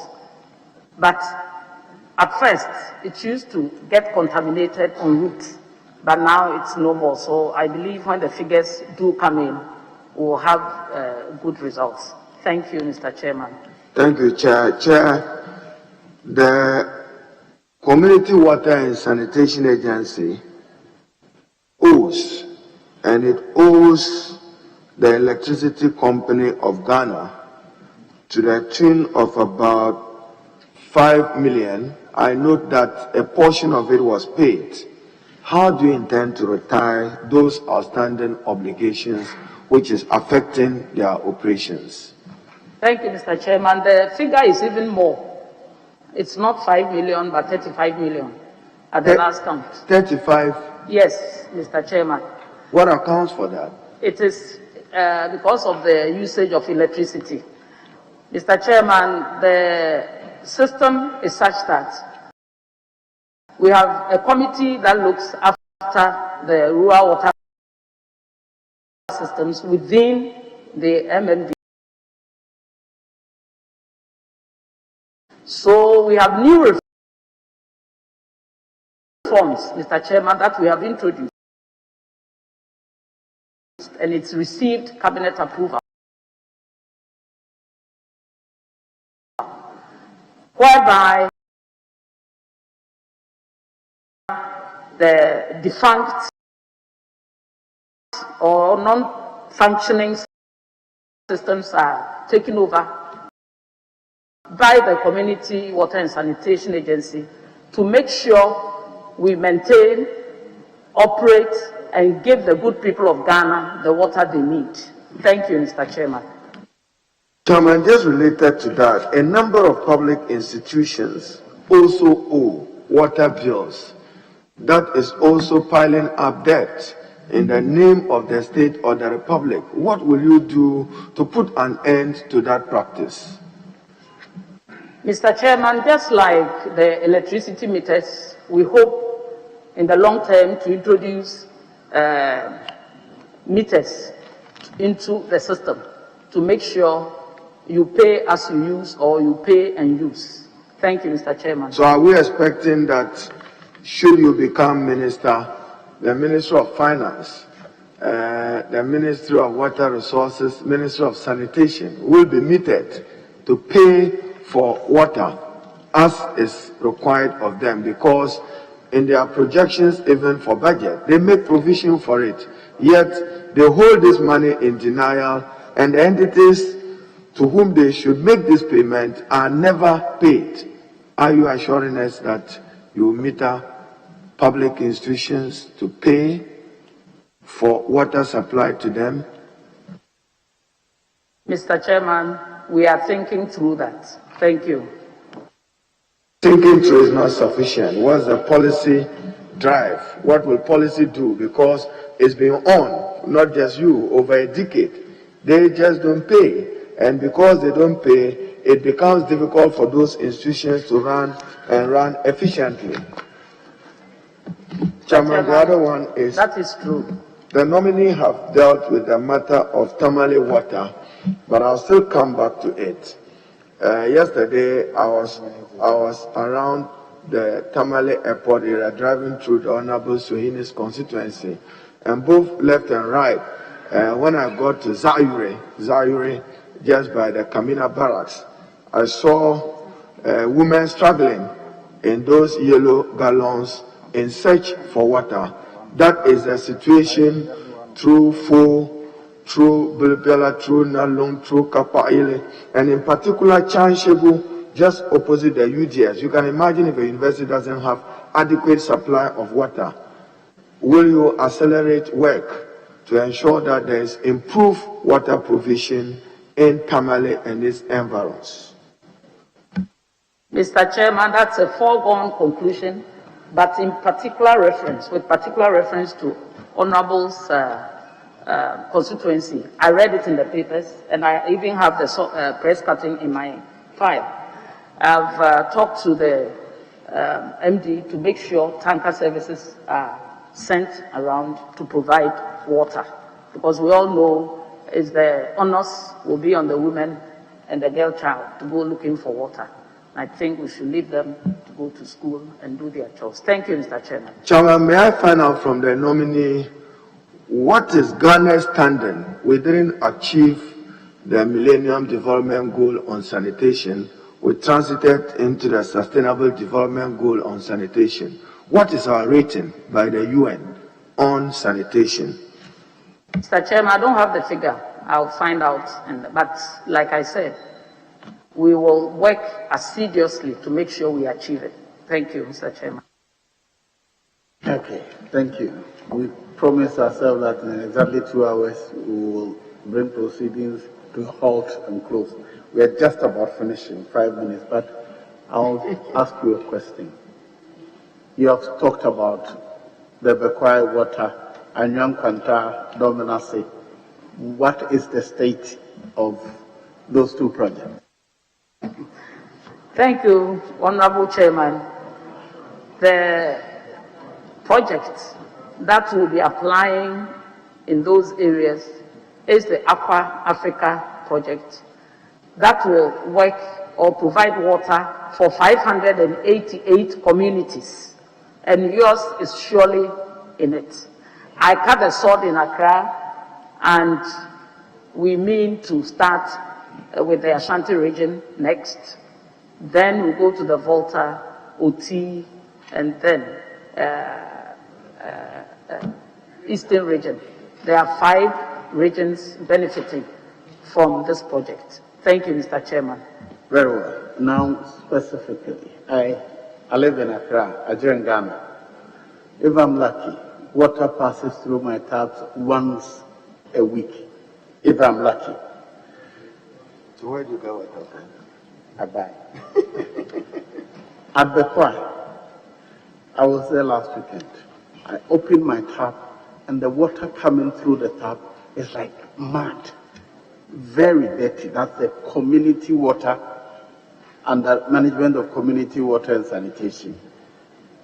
What accounts for these, and how do we make sure we improve the quality and the access? We are talking about access, but at Ghana, if you are lucky, you get it once a week. Thank you, Mr. Chairman. With regard to the Ghana situation, I must say that water at times is rationed in Accra, for instance, like it's happening in Kumasi, because population has outstripped supply. That is why we are working on the Pond 2 to make sure we get enough water for Accra. At the same time, we are also working on the Wager plant to expand and do a new system to add to the supply. With regard to the Bekwai issue, occasionally we have such complaints, and when we send the engineers, what they notice is that if the supply is at the end of the station, you have these muddy water passing through, but that should never happen. So I'll take it up, get the details, and we'll cross-check. Thank you, Mr. Chairman. Okay, thank you for attending upon the House. You're discharged. You'll hear from us later. Thank you, Mr. Chairman. Honorable colleagues, we'll resume in 5 minutes.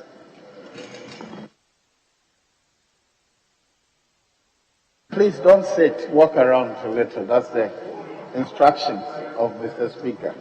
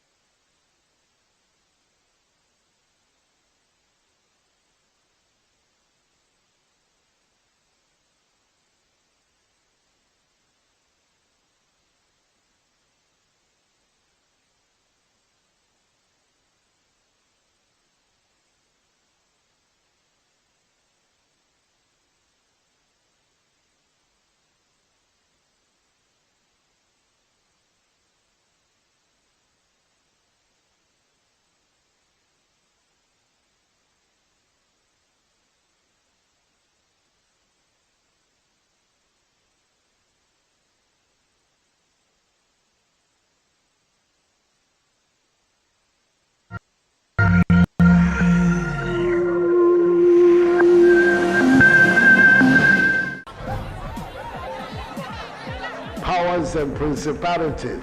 There's so much fire inside me. Tragedy struck when part of the largest hillside at the kosher rubbish dump collapsed. It's going to be fun to see how he goes about approaching this game.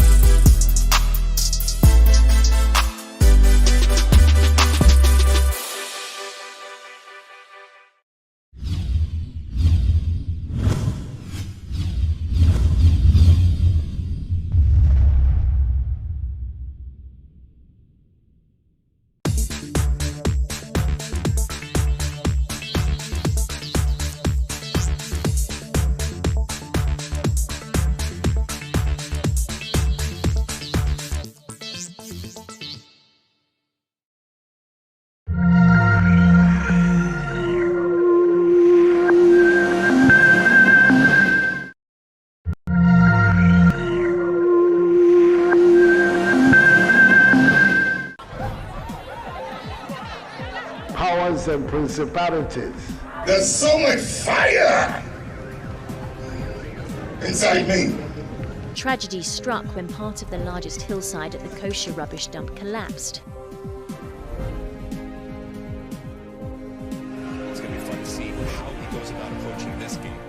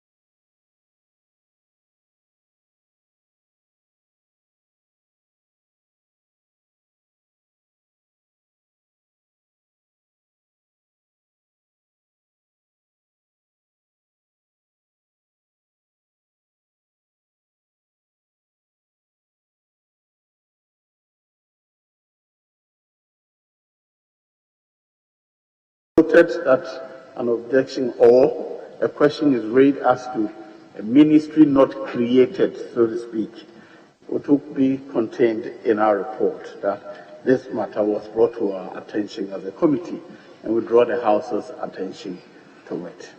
But please, let's proceed. Yes, Honorable Bob.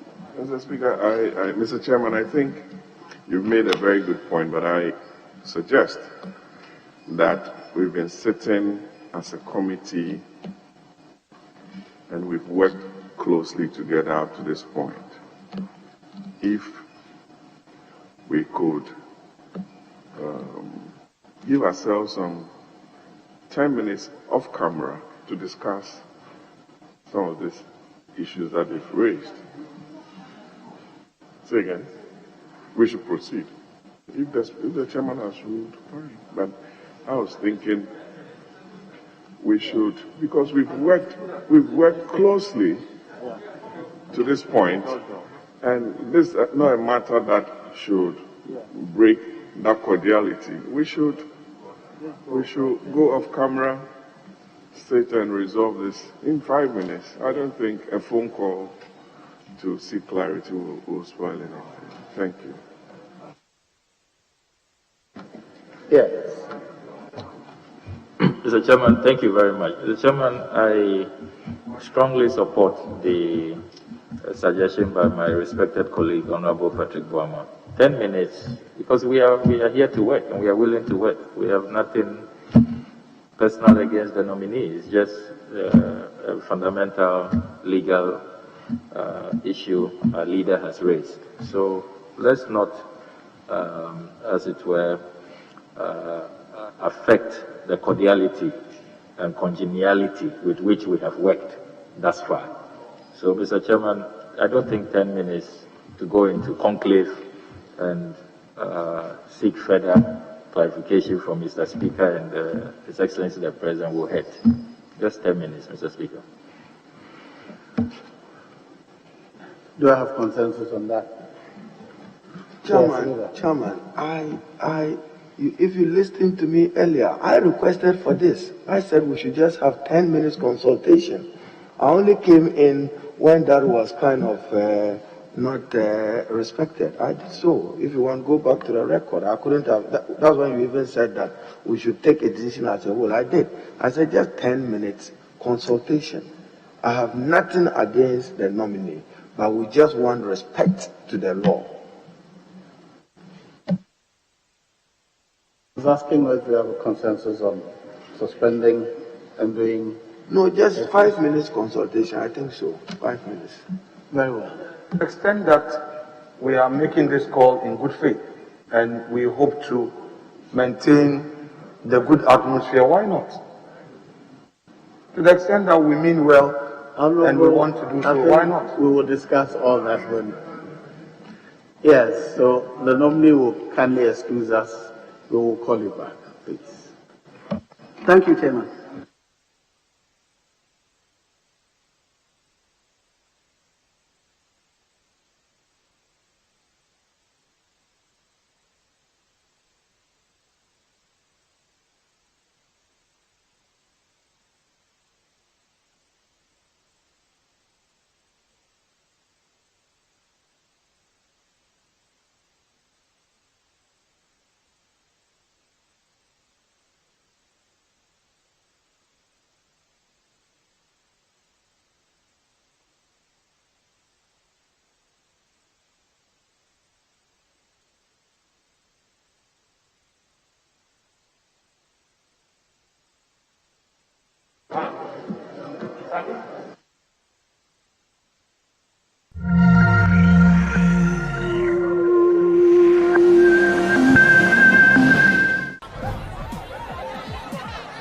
Powers and principalities.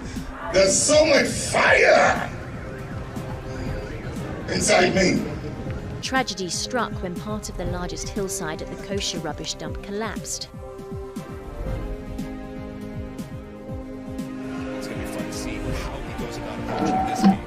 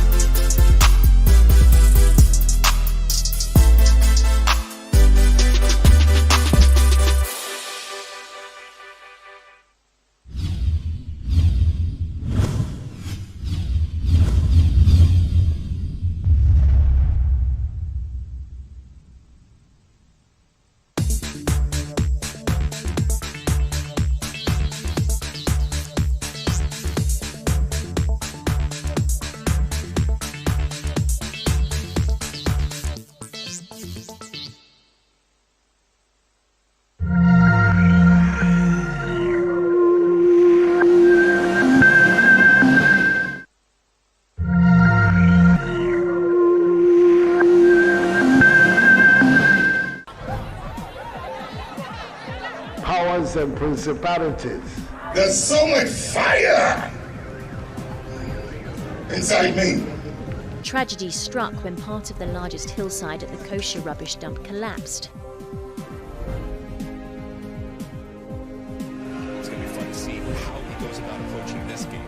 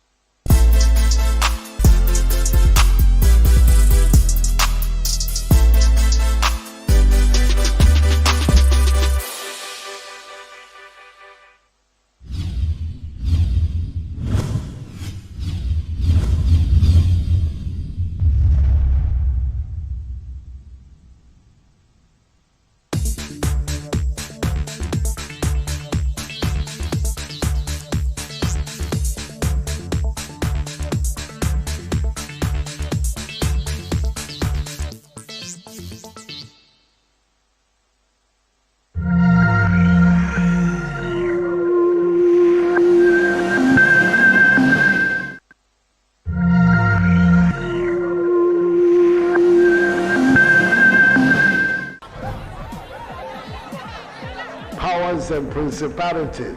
There's so much fire inside me. Tragedy struck when part of the largest hillside at the kosher rubbish dump collapsed. It's going to be fun to see how he goes about approaching this game.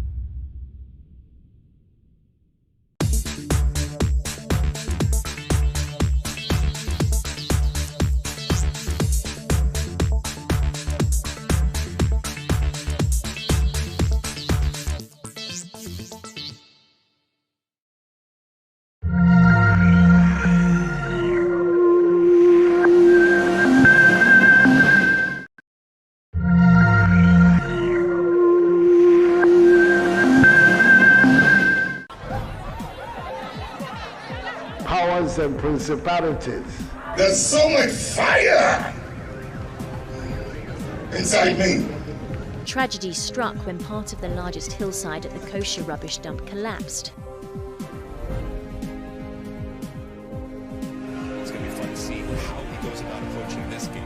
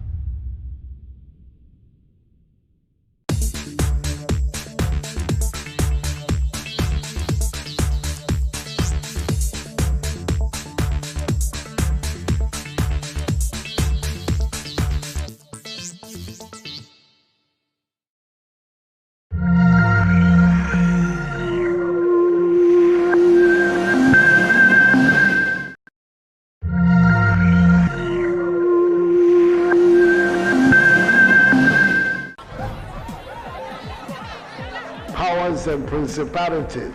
There's so much fire inside me.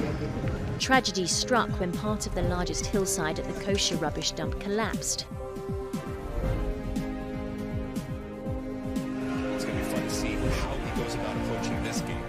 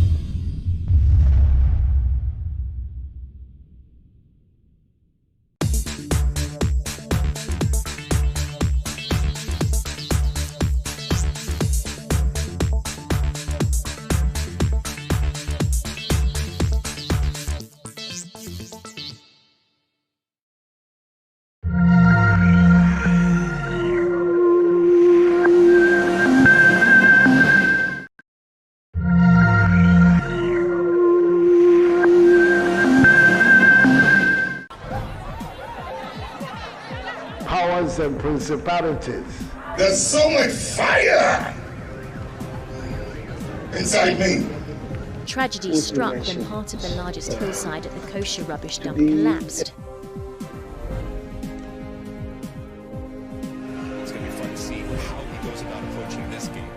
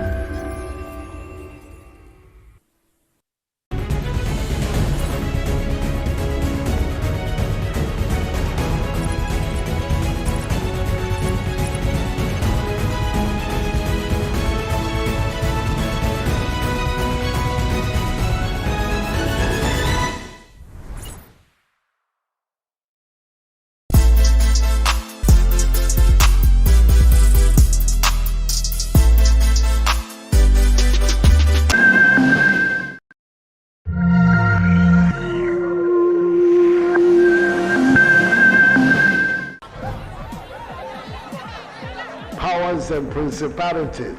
There's so much fire inside me. Tragedy struck when part of the largest hillside at the kosher rubbish dump collapsed. It's going to be fun to see how he goes about approaching this game.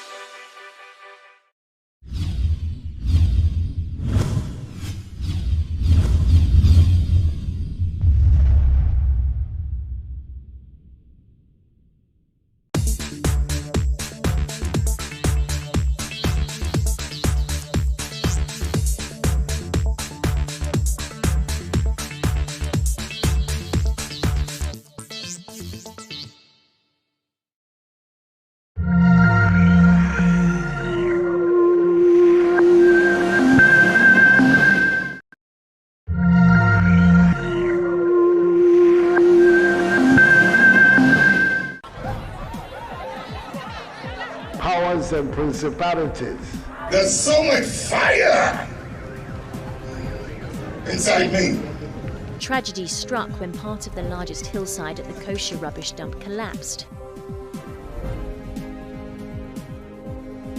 It's going to be fun to see how he goes about approaching this game.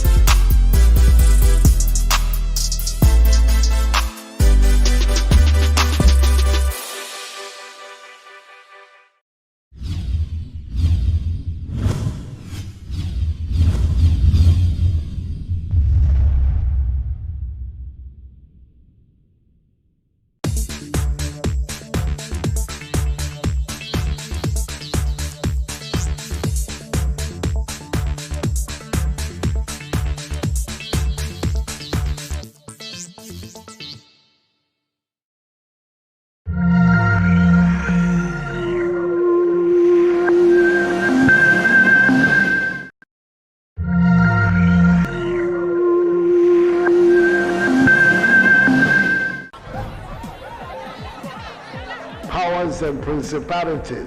There's so much fire inside me. Tragedy struck when part of the largest hillside at the kosher rubbish dump collapsed. It's going to be fun to see how he goes about approaching this game.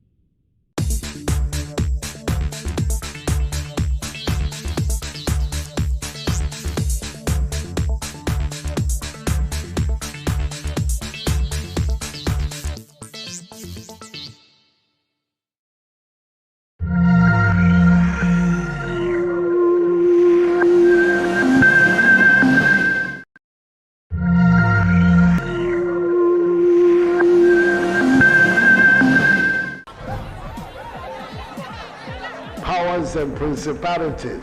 There's so much fire inside me. Tragedy struck when part of the largest hillside at the kosher rubbish dump collapsed. It's going to be fun to see how he goes about approaching this game.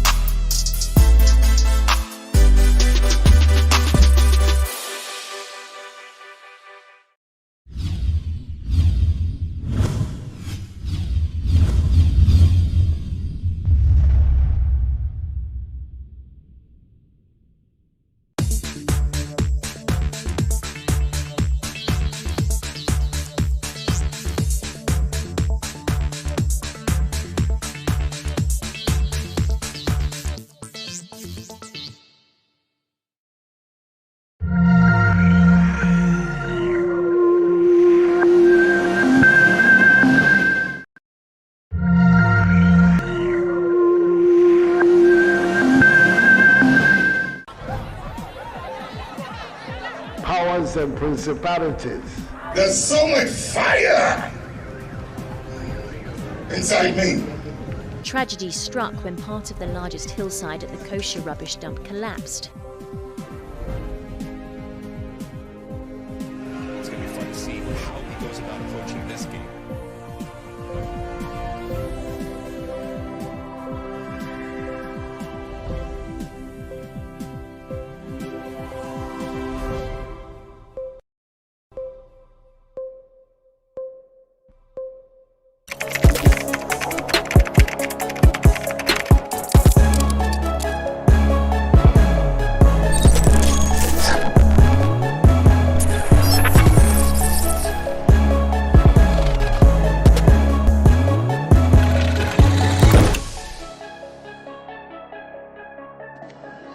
I'm looking at the definition of state entity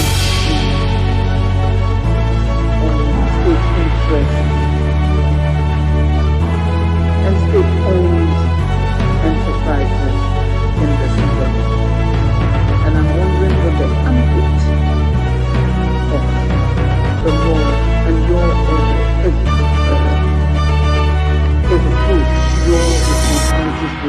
under the law, because it appears that embedded in it is the potential for conflict between SIGA and sector ministry as to who has oversight responsibility for the various entities under it.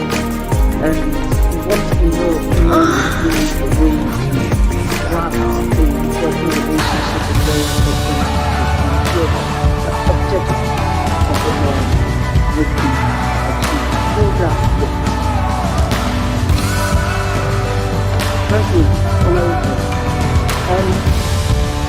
Yes, you are right on the fact that there is apparent theft, let me use theft war on oversight in state entities when it comes to even among ministers. And also read it ugly hair when it comes to SIGA and the ministry and the division and the ministry. But I'll cite one example for what can be done. I worked on Ghana Petroleum Corp.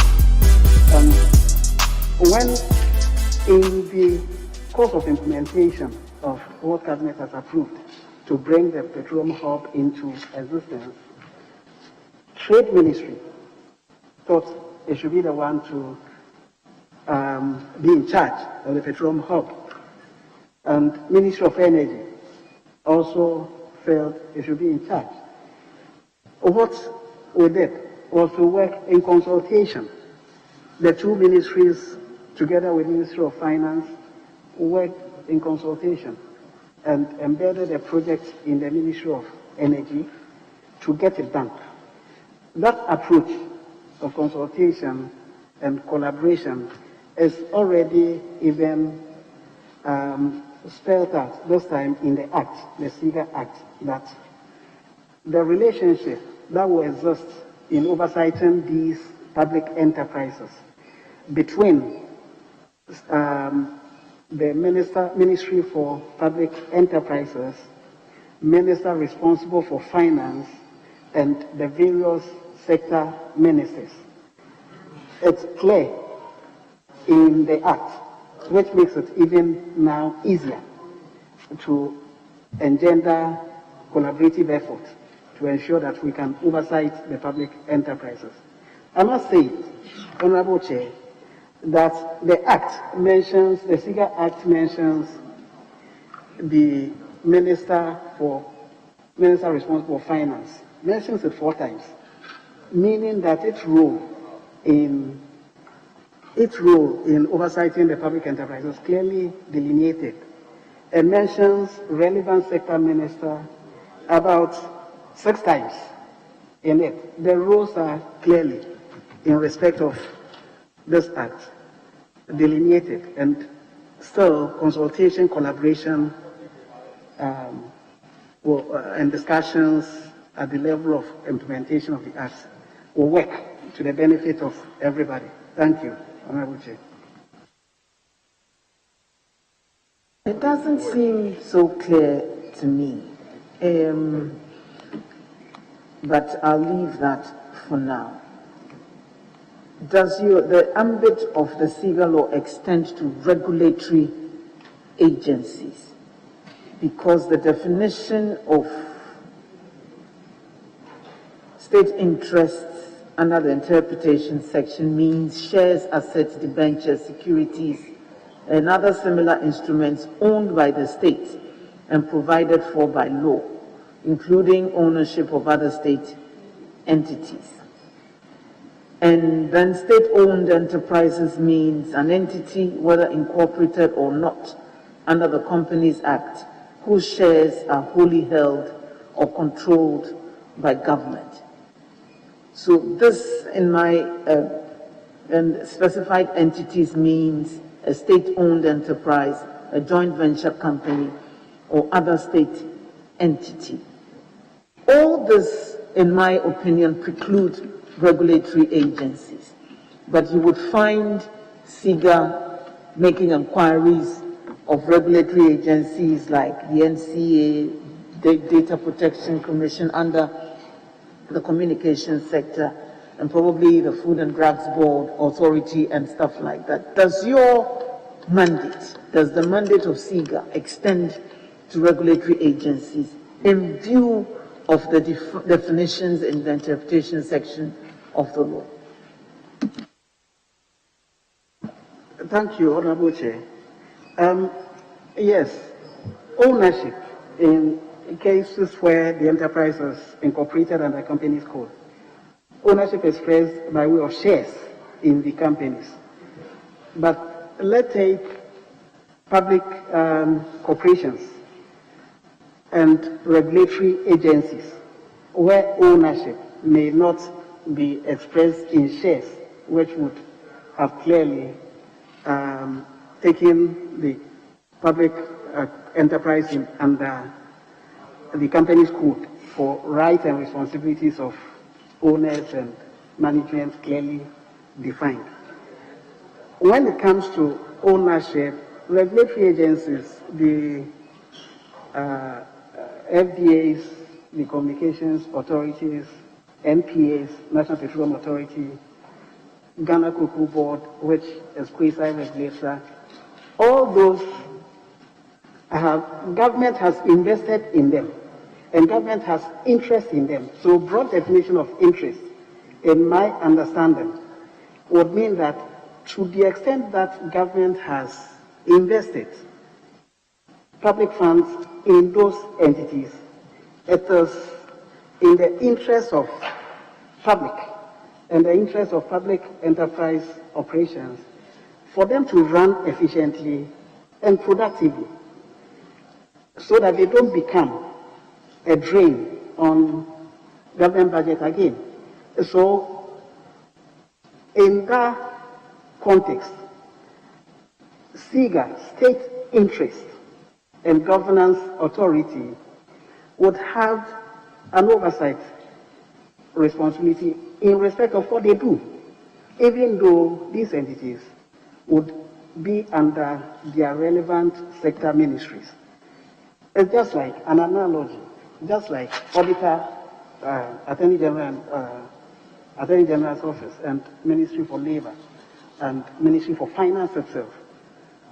We see that every entity they have oversight responsibility, over which they have oversight responsibility in terms of their financing, Ministry of Finance, for example, labor issues, legal issues.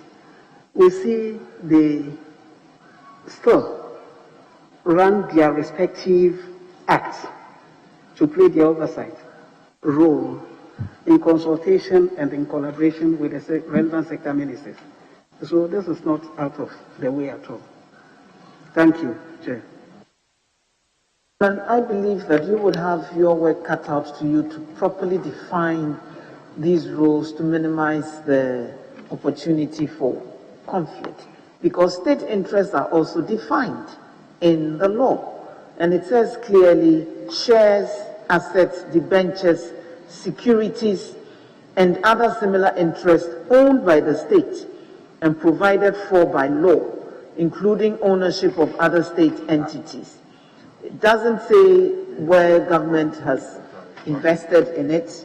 It means you automatically have oversight over those regulatory agencies when those interests are not defined in the manner contemplated in the law. It may mean that you are probably reading more into it than is there, but you would have to really properly define roles so that it is beyond any or doesn't generate any unnecessary conflict between you and either the agencies, regulatory authorities, or the sector ministries. Thank you, Mr. Chairman. Yes, Eric first. Thank you very much, Mr. Chairman. Honorable nominee, most of the state-owned enterprises are performing below expectation, and some of them running into huge losses. According to the World Development Report, 80 state-owned enterprises in Ghana register annual losses of nearly 800 million Ghana cedis, almost 200 million US dollars every year. But surprisingly, the chief executives of these enterprises earn salaries that is difficult to be accommodated by the Ghanaian economy. Some of them earn as much as 3 times the salary of the President of the Republic of Ghana. Deputy,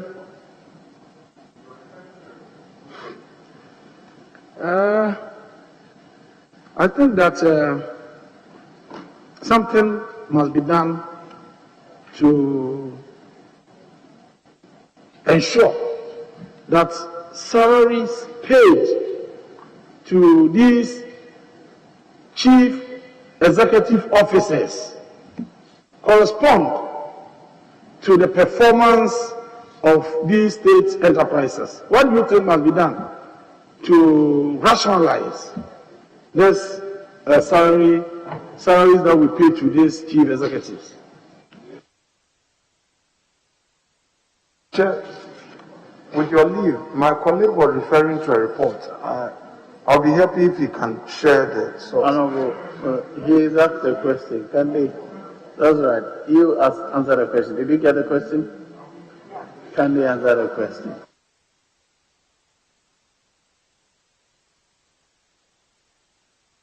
Yes, Chairman, the honorable member is right to have observed that a lot of the state-owned enterprises are performing below,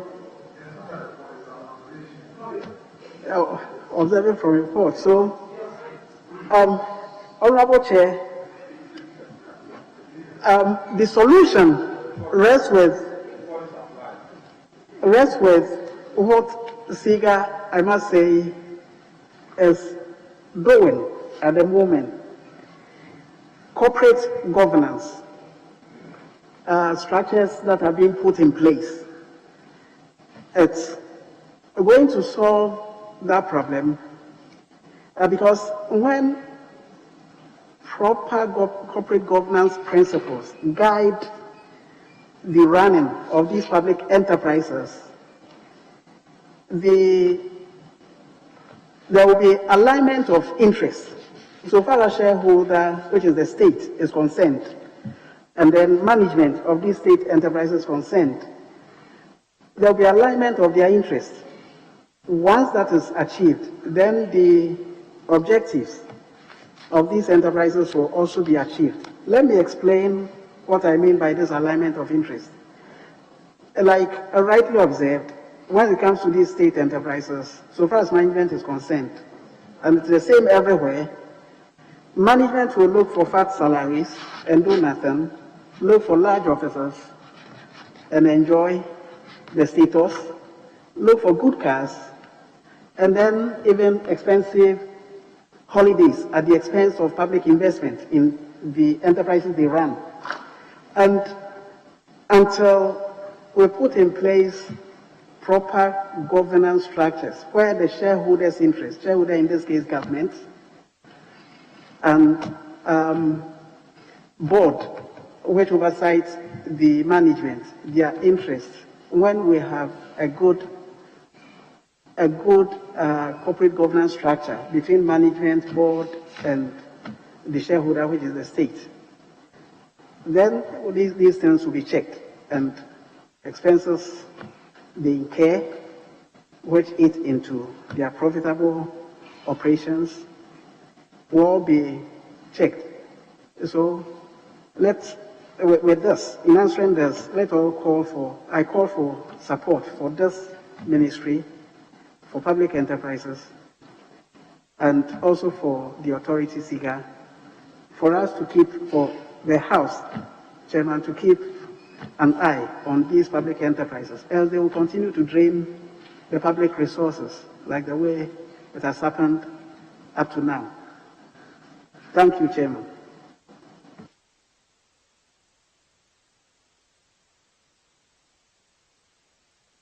Honorable Viamon first. Thank you, Chairman. Honorable nominee, congrats for your appointment. My first question will be on divestiture. During the PNEC period and up to 2001, the interest of the state in state-owned enterprises had been divested in close to 300 state-owned enterprises. During the period of the MPP under President Kufuor, about 50 more were divested. Now, what lessons do you think we should learn from the divestiture, extensive divestiture, which was carried out within this period? Do you follow my question, please? Okay. Thank you, Chairman. My understanding of divestiture and the existence of Divestiture Implementation Committee has been one of a strategy that the state used to manage the very many defunct companies and those that were not doing well, so that they don't continue to be a drain on public resources. As per my understanding, some were completely divested of government ownership. I will cite an example. GREL, Ghana Rubber Estates Limited, in the Western region, went into complete private hands. Today, it is part of a wealth creation in that corner of the country, growing a lot of rubber trees and giving a lot of jobs to the people in the Western region. When it existed, Chairman, the company was just a drain on public purse. As part of divestment of government ownership, some were put on Ghana Stock Exchange as a strategy, government retaining part of the ownership. And there, Honorable Chair, we can cite example of Ghana's GCB Bank today, which was Ghana Commercial Bank then. We know it today exists with government stake in it, and government receives dividend to support its expenditure. We can cite Ghana Oil, GOIL, which was also put on the stock market, and today, as per 2019 Ghana Club 100 ranking, GOIL is listed as one of the 3rd best performing corporates in the country. We can look at SIC and also see that it's still in existence. Now, from all this, lessons that can be drawn, Mr. Chairman, is that if we keep holding on to these defunct state-owned enterprises like the Aboso Glass Factory, which is having an asset sitting there, tomato factory up north, which is also having an asset, and a lot of them, about 48 defunct assets. If we hold on to them, we don't gain anything, but if we divest of government ownership in them, whether part privatization or full privatization, we get them to join the assets in the economy that are productive and creating jobs and adding to prosperity of the nation. Thank you, Chairman. Thank you. My next question will dwell on the fact of whether you think there should be a government policy to acquire more state-owned enterprises or to divest state-owned enterprises and the implications of that? Honorable Chair, that is a very interesting question. Government policy to acquire or to divest itself. I must say, to the extent that government has an objective to create prosperity and generate wealth for its citizens, or the citizens of the country, both strategies work hand in hand, case by case, depending on the particular entity we are looking at in the particular market or industry the government is looking at.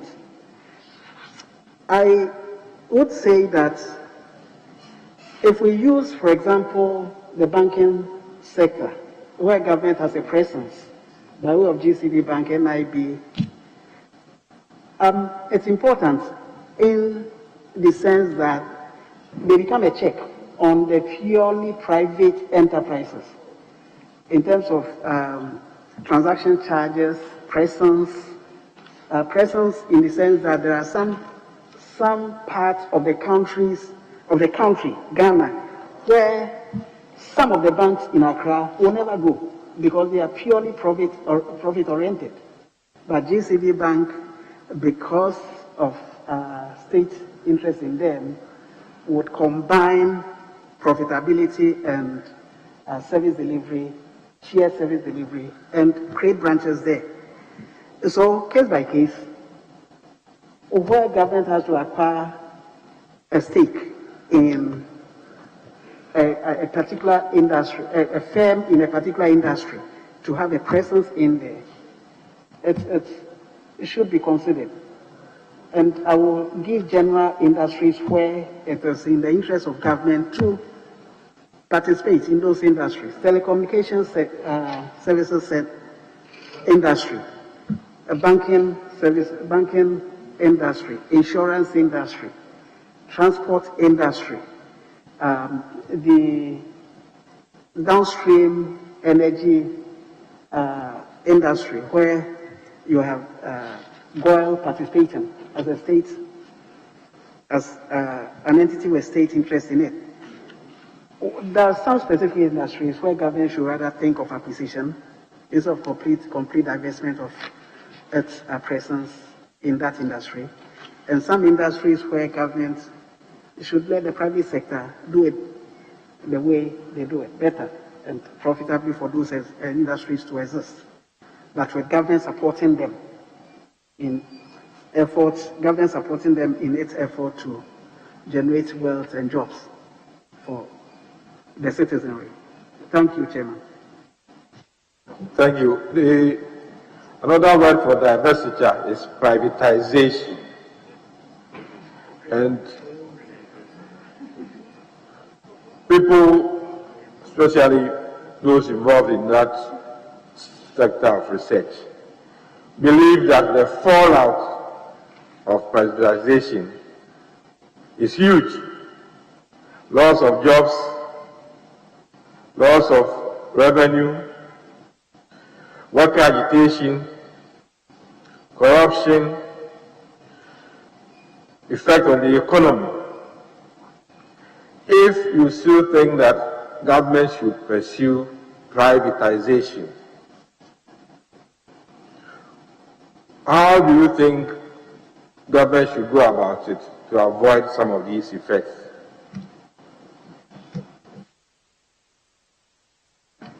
Thank you very much, Honorable Chair. I'm happy you highlighted privatization to explain divestiture. Sometimes it gets make it good we are using the term privatization because we are more familiar with it. And privatization, I must say, it can take place in a firm when a government has an interest in a firm, say 100% interest. It can privatize ownership, that is, sell shares or privatize management, give management of the company on subcontracts, or even operations of the company. These three levels, Mr. Chairman, it is ownership privatization where state divests itself of all the shares and doesn't put in any clauses of no job losses. Then it becomes a problem of, then it leads to job losses. But let's take a typical recent example we all are aware of for our understanding, the PDS ECG privatization. You know, government just made it clear that PDS cannot lay off any worker of ECG. And so that privatization, if it had continued, it wouldn't have led to job losses. So I must say not all privatization lead to job losses. And we should understand that such privatization sometimes is good because to the extent that the company is a drain on the public budget and denies government of the opportunity to use its funds to construct roads, deliver health services and so on. When the government divests itself of whether part ownership or full ownership, for example, Vodafone, the company rather exists for a long time to continue to give employment to Ghanaians, rather than not privatizing it and then the company becoming defunct, and rather naturally job gets lost. So it's a case-by-case issue, and I think we should support what government is doing now so that we can get the best out of the strategy it will roll out through the Ministry for Public Enterprises and SIGA to ensure that we achieve the result, the desired result we all want for the country. Thank you. Very well. Yes, Gisela. Thank you, Mr. Chairman. Honorable nominee, I see that your CV has about 6 references. I find that very interesting. I said your CV has about 6 referees. That's very interesting. That's a lot of endorsements. All right. Let me just ask a question. On as a follow-up to Honorable Esler's question about your control, your span of influence from your designated Ministry of Public Enterprises vis-a-vis the conventional ministry, let's say, for example, transport.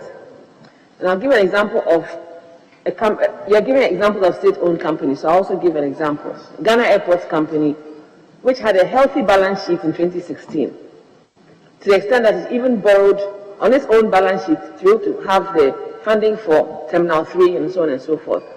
And then something just goes wrong, and then even before COVID, it is almost on its knees. How would you be able to reconcile what you should be able to practically, you have the law backing you all right, practically do to make sure that in your corner you are taking care, you have the oversight over the public enterprises, but the conventional or the traditional ministry also has its oversight, and then the board, the corporate governance system also has it, such that you don't have cases of a company being a tier 1, more or less labeled a tier 1 state-owned enterprise, and then about 2 years later, it is almost, crying for help. How do you reconcile your position with such a scenario?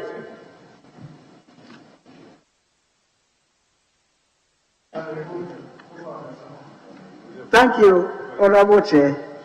Young Airport Companies Limited, borrowing on its own balance sheet to redevelop the airport. I think that is what we should all be supporting, that state enterprises on their own, exhaust and operate profitably. That is the bottom line. For a company to operate profitably, the structures are there. But let me refer to the borrowing, which, in your opinion, Honorable Chair, has led to maybe your own desired perception of what happened there, so far as its operations now, if I understood your... I was a board member, it's not a perception. A reality. But I think that when corporate governance is working, that the state, which owns the asset, the company or the corporate, and the board, which oversights management, if the structure is working effectively, even the borrowing itself should be a subject matter of scrutiny. You know, let me put it this way, that there is no political interference and management is independent, board is doing its work as per its fiduciary responsibility, and the state as an owner has an eye on the operations of the company and everything is working well. Even the borrowing itself, in terms of pricing, in terms of the terms that the company is taking, the board will check and make sure that the borrowing will not lead to any losses for it to roll back to the state, which is the shareholder. And so let's ensure, as a House, Honorable Chair, let's ensure that we take keen interest in corporate governance over these public enterprises. We should take keen interest in it because that is where the buck stops. That is where we can get the public enterprises running profitably to free the state resources. Thank you, Chairman. Very well. Yes, Hassan. Thank you very much, Mr. Chairman. Honorable Joseph Cudjoe, congratulations. Honorable Cudjoe was one of my bosses at the Ministry of Energy, and I've worked very closely with him. Very diligent personality, and I have every confidence that you bring that diligence to your new portfolio. Just a quick reference to Section 29 of the SIGA Act on register. The authority shall establish, keep and maintain a register in the form determined by the board. And then Section 2, subsection 2 says the register shall include a list of specified entities and any other information on the board considers appropriate. I'm particularly excited about this because I've had some instances in my private practice. I was doing due diligence for an international company, mining firm, and they wanted evidence of the state's 10% interest, the shares, for filing purpose in their jurisdiction. Now I went around everywhere, Minerals Commission, Ministry of Lands, Natural Resources, everywhere. I couldn't find that share certificate. So I find this register, particularly revolutionary in the sense that it gives certainty and predictability to investors. Now, can you confirm whether this register is in existence? Thank you very much, Mr. Chairman.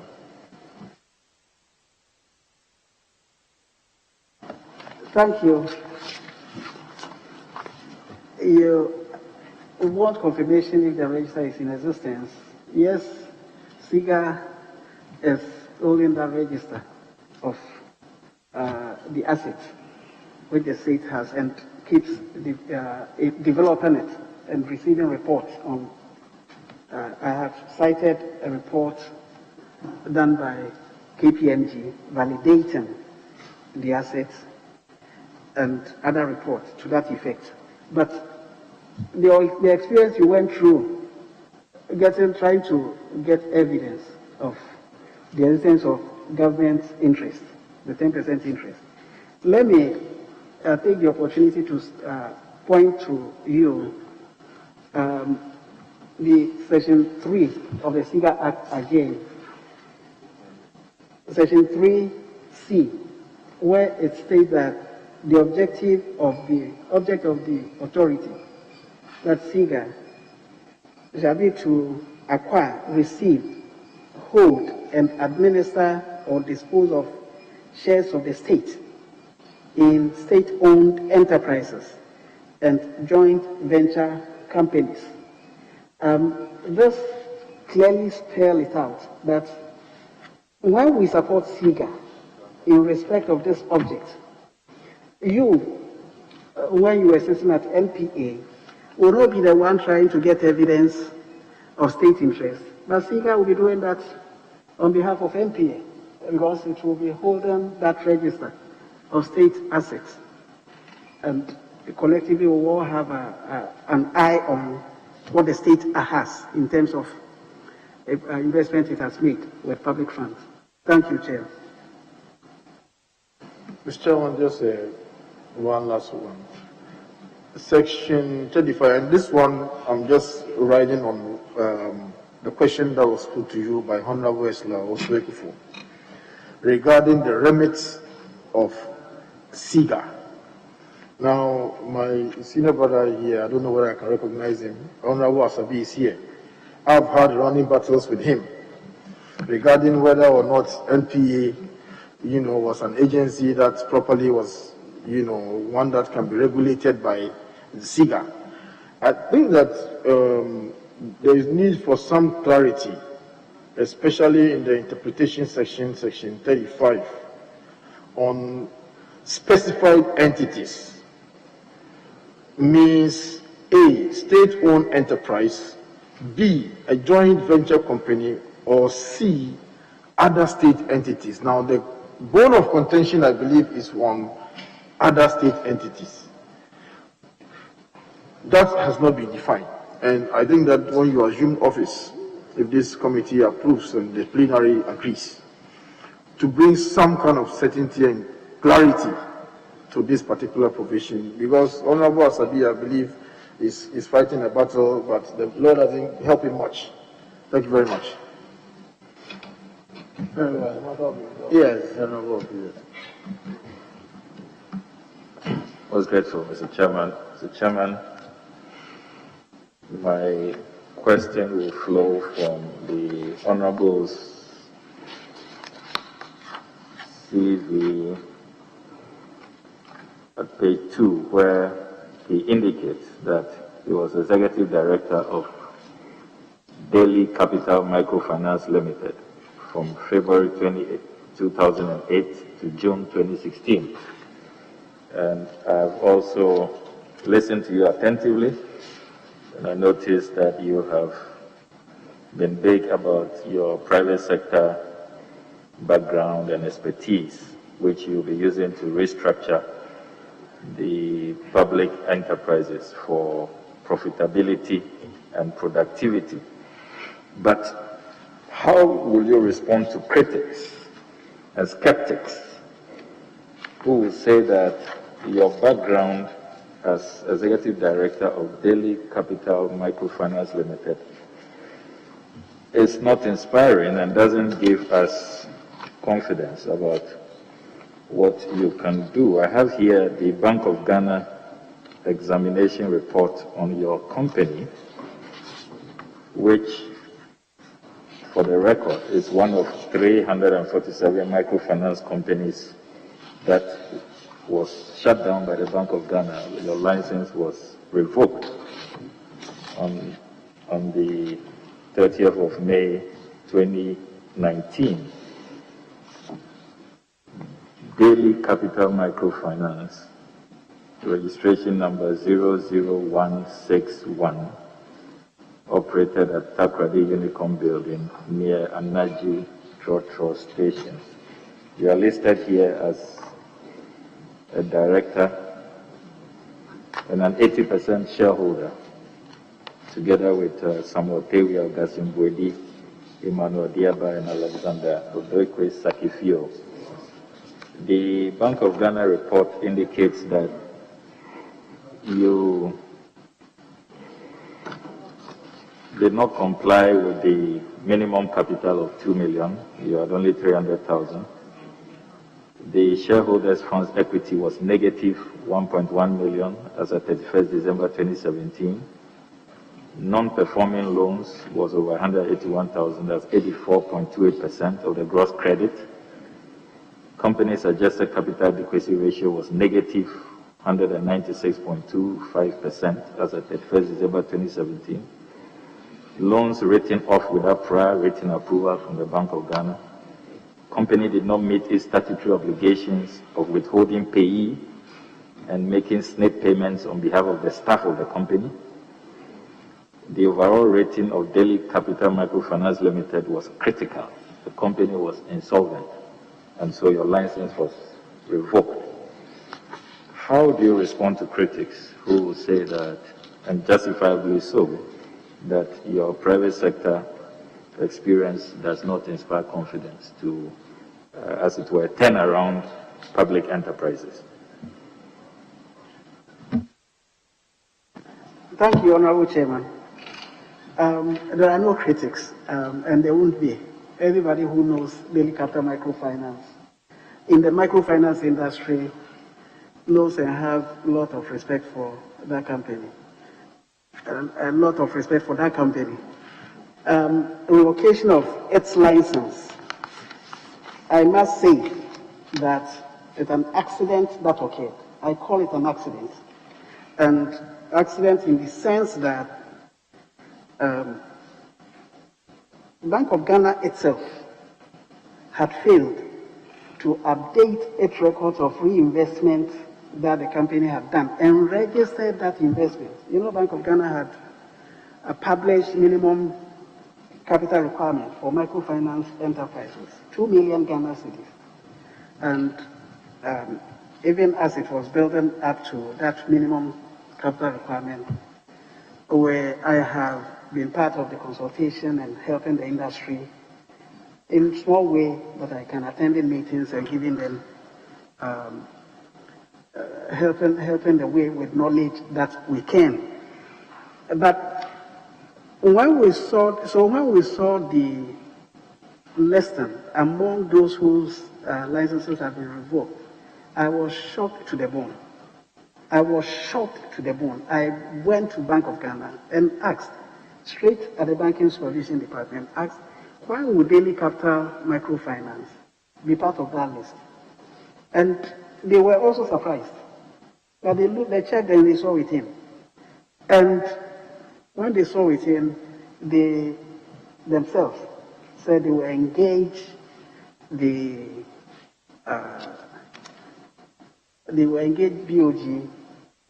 to see if they would be able to reinstate it. I said, okay, so they went ahead in several meetings at the Bank of Ghana, as I know it, because they were informing me of the feedback from the meeting. They then advised they will not willingly reinstate it, so I should write a petition. Then I wrote a petition.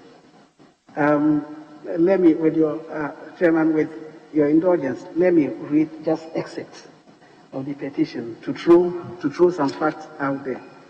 We wrote in our petition to the governor, Central Bank through the Supervision Department. We highlighted the fact that the total assets of the company was 2.1 million. We had made a stated capital. We had met it. The total asset was 2.15 million, and total liabilities were 1.2 million. CDs, 1.29 million, almost 1.3 million. And the company liquidity reserves as at 31st May 2019 was 36% as against BOG minimum requirement of 30%. So it's not as at the date of revocation of the license. When you look at Daily Capital's financial position, I can go on and on. The capital adequacy position of the company as at 30th April 2019, with the injection of the additional capital, was 47.6% as against BOG minimum requirement of 15%. So you can go and In fact, the receiver, when his officers stepped in the office of Daily Capital in Takrady, and they looked into the books, and they even saw that we still have a lot of the cash balances at car bank of the company. We're even safe for every operation we could do. And fresh loans had even been given. A company that is not doing well, can it be approving loans? Fresh loans had been given. And so they were even surprised Daily Capital was in the list.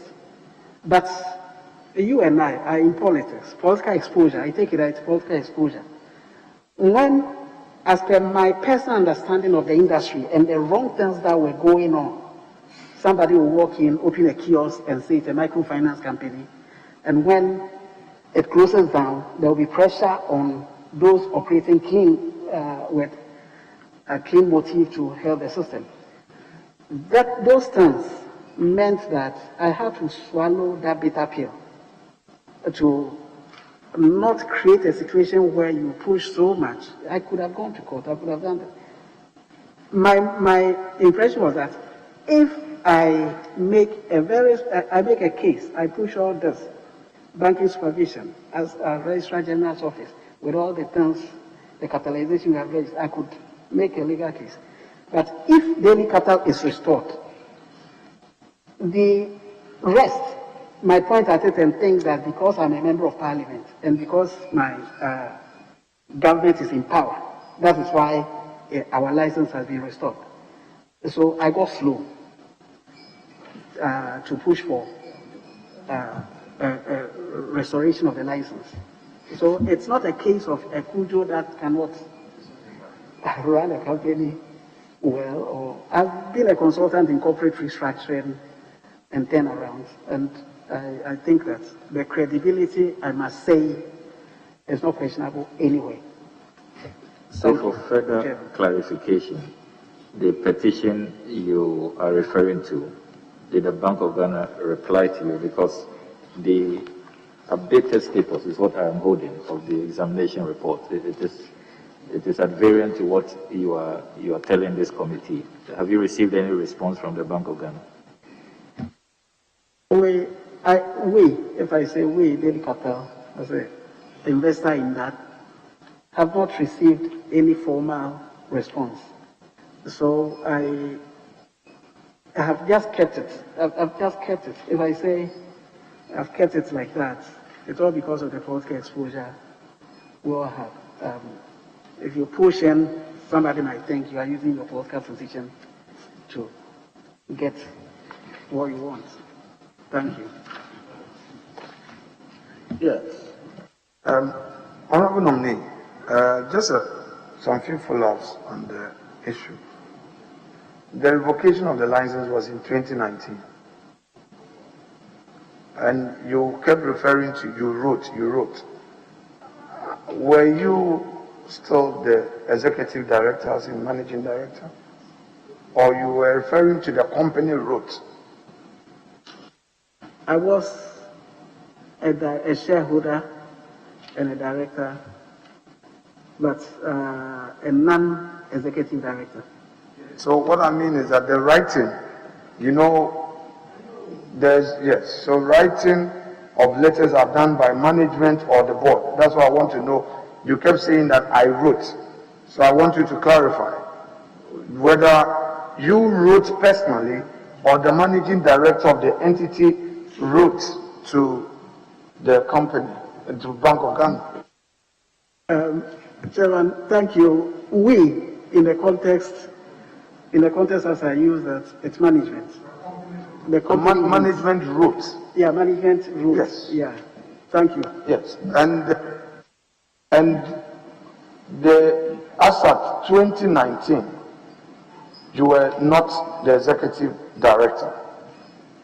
And in your CV, you have it there that 2008 to 2016. That was when you were in office as executive director, correct? Right. Now, you are saying that you were a shareholder of the company, correct? Or an investor? Then at the time that they revoked the license, were you an investor of the company, or you were a registered shareholder in terms of the records at Registrar General's Authority, Registrar General's Department? A registered shareholder. Yeah. Were you in control of the company? Yes, in control. Very well. As in majority shareholder? Yes, as a majority shareholder. Very well. Yeah, actually an 80% shareholder and a director as well. You have said nothing about the Bank of Ghana examination report about you not paying SNET to your staff, SNET and payee to your staff. That is a very serious observation. How do you respond to that? Ghanaian workers are listening, and you are going to be leading workers at the public enterprises. Yes, a very serious offensive that predates when we are done restructuring. You know, from time to time, banking supervision were doing on-site monitoring. And if you run a microfinance institution, you realize that the next microfinance institution that have a run on it result automatically as a run on you. Because that time regulation of the sector, because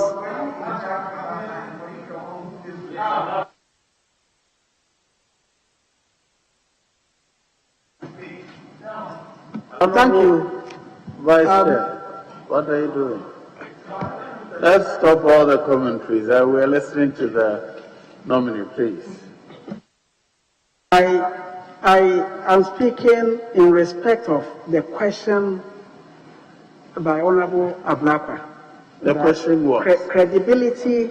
Honorable, please answer the question directly. There was a query or a finding that you did not pay your SNET for your staff. What's your answer to that? Okay, in that respect, I'm not the one not paying, but management. It came to my notice, and as a shareholder who sees their report, and I invested money in it for them to pay. So they did. When it came to your notice, what action did you take as shareholders? Sorry, I didn't hear. When it came to your notice that your management had not been paying for the SNET contribution for your staff, what action did the shareholders take in that respect? Reinvestment, additional investment for me. It was operational challenge, they explained. So injection of capital was made to be able to restore the operation. In the end, did they pay it off? Oh yes, they paid. That's all we want. So we move on. Mr. Chairman, I want to come to an Article 284 question to the nominee. The nominee knows that Article 284 of the Constitution stipulates that a public officer shall not put himself in a position where his personal interests conflict or is likely to conflict with the performance of the functions of his office. I have some information that the Car Powership Ghana Company Limited, the staff of that company, are currently your tenants at your property at Impinsin, Secondary Takrady Metropolis, house number PT M29 and M30, the GPS address WS1391887, and that you negotiated with them when you were Deputy Energy Minister, and that's a clear case of conflict of interest. How do you respond? Honorable, that part, the clear case is your judgment. Leave that out. Ask the fact question. Are those your tenants? Are those your tenants who rented your property when you were Deputy Minister for Energy, Car Powership Company staff? Chairman, Car Powership is not my tenant. I do not know them as my tenant. They are not my tenants. So who are those currently occupying the Impinsim property, Secondary Takrady? Chairman, I have seen car power ship staff in the property. I have found out that individuals I have or found the out. company. I'm saying that I've seen them there. I've seen their car run from the property. I followed up to understand what is happening. One company, Cape Logistics, rented my property. And the explanation they gave to me is that car power ship is one of their clients. They service in terms of rental property. So they brought them there. Thank you. Honorable Cudjoe, you've had My final way question. too more than everybody else. My final question is a small one. A small one. Thank you, Chairman. On job creation, so far that hasn't come up. All of what we are talking about, restructuring, profitability, it should lead to job creation. Can you tell this committee if you have any numbers in mind? If, God willing, you are given the nod and you serve for the stipulated period of time, do you have an idea how many jobs that this restructuring of the public enterprises would throw up for the youth of our country? Is there any model in mind you are working with? Specific numbers for job creation. Mr. Chairman, I have been tasked to ensure that private enterprises operate profitably, efficiently, and productively. That instinctively will lead to expansion and job creation, but I'm unable to put a finger. This requires serious analysis on number of jobs that will be created. Thank you. Very well. Yes, Honorable Chief.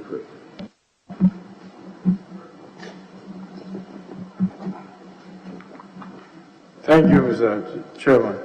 Mr. Chairman, I just want to find out from the nominee that what problem does he really think the creation of his office is going to overcome, knowing that most of these state-owned enterprises are under various ministries. They are under various ministries, and in some instances they are under boards. So what will the creation of your office, what challenge exists that the creation of your office is going to help overcome? The problems envisaged that this office will help overcome would be the current high losses the state-owned enterprises are. The current high losses the state-owned enterprises are suffering, the indebtedness that they are having, and low productivity, low efficiency, weak governance structures, and fragmentation of state oversight. Those are the problems the creation of this ministry will overcome, because it will be the focus for coordination of government policy and government oversight through SIGA of the state-owned enterprises. Thank you. Yes, Chairman, so you believe that SIGA in the current form that it is not capable of dealing with that unless a minister or a ministerial office is brought to bear on SIGA to be able to do that? Honorable Leader, I think this question should not be addressed to him. Can they ask another question? No, I'm asking because he is going there, but he is not the one who created the ministry. No, but I'm asking what role will he be playing differently from what SIGA will be playing?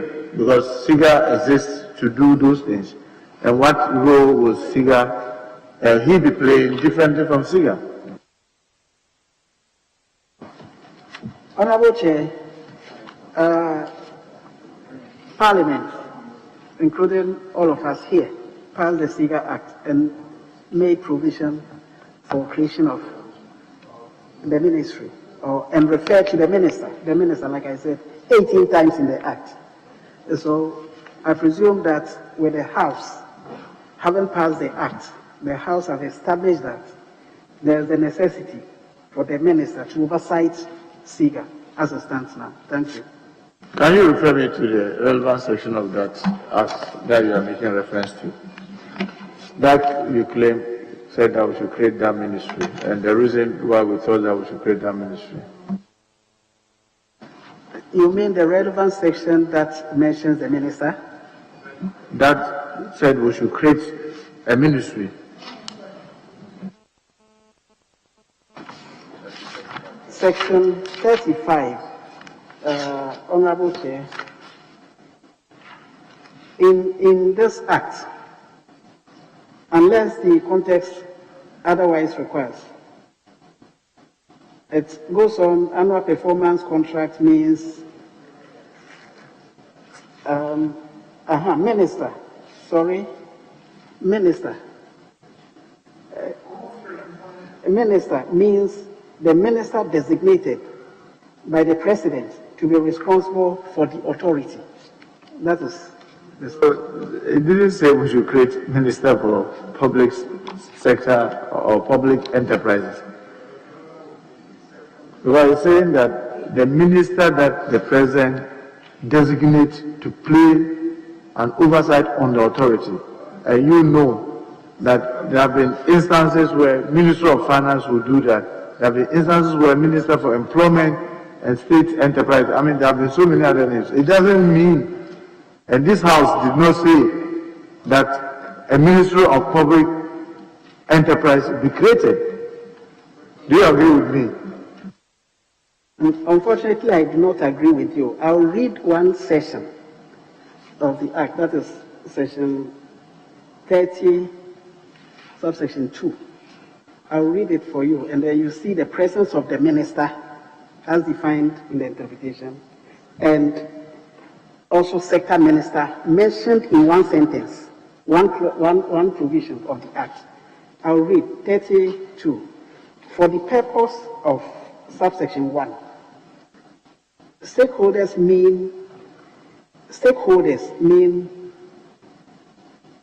the sector, means the minister, sector minister, the office of the president, and specified entities. Nominee, you are reading. Read the exact words in 32. Don't 32. Substitute it for your own words. Ministry is not the same thing as minister. So just read exact. We are following you. And probably, Chairman, for us to be guided, maybe you should read even the 31 before 2. But I'm following you. Those words you are using is not what is in the Act. Thank you. Thank you.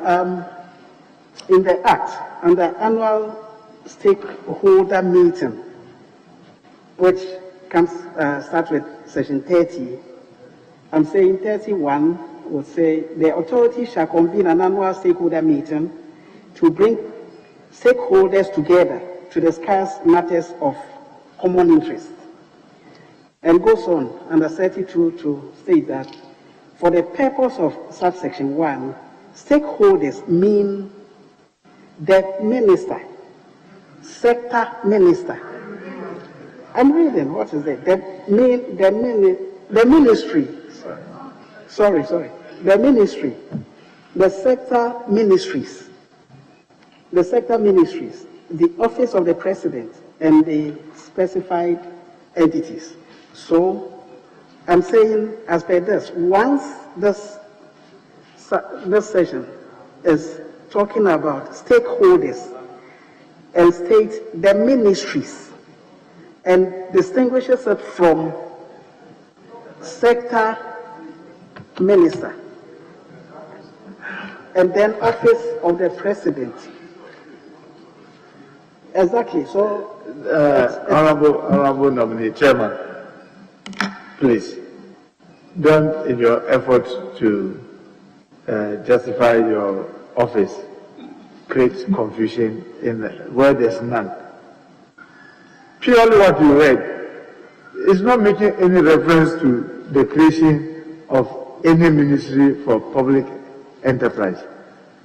And I have told you that all these state enterprises that you've seen have all the time, at one time or the other, served under one ministry or the other. Is it like before we created a law on national security, the president will at the beginning of his term, designate any ministry to play that oversight.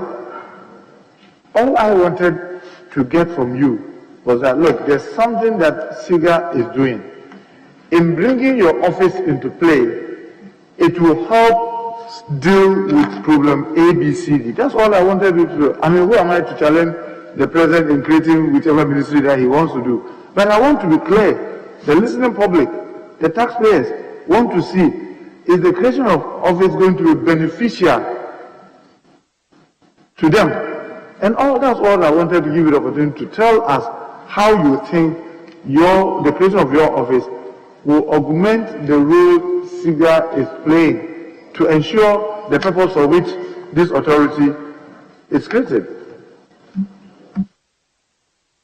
If the question sounds rhetorical, but if I may respond, I'm saying the essence of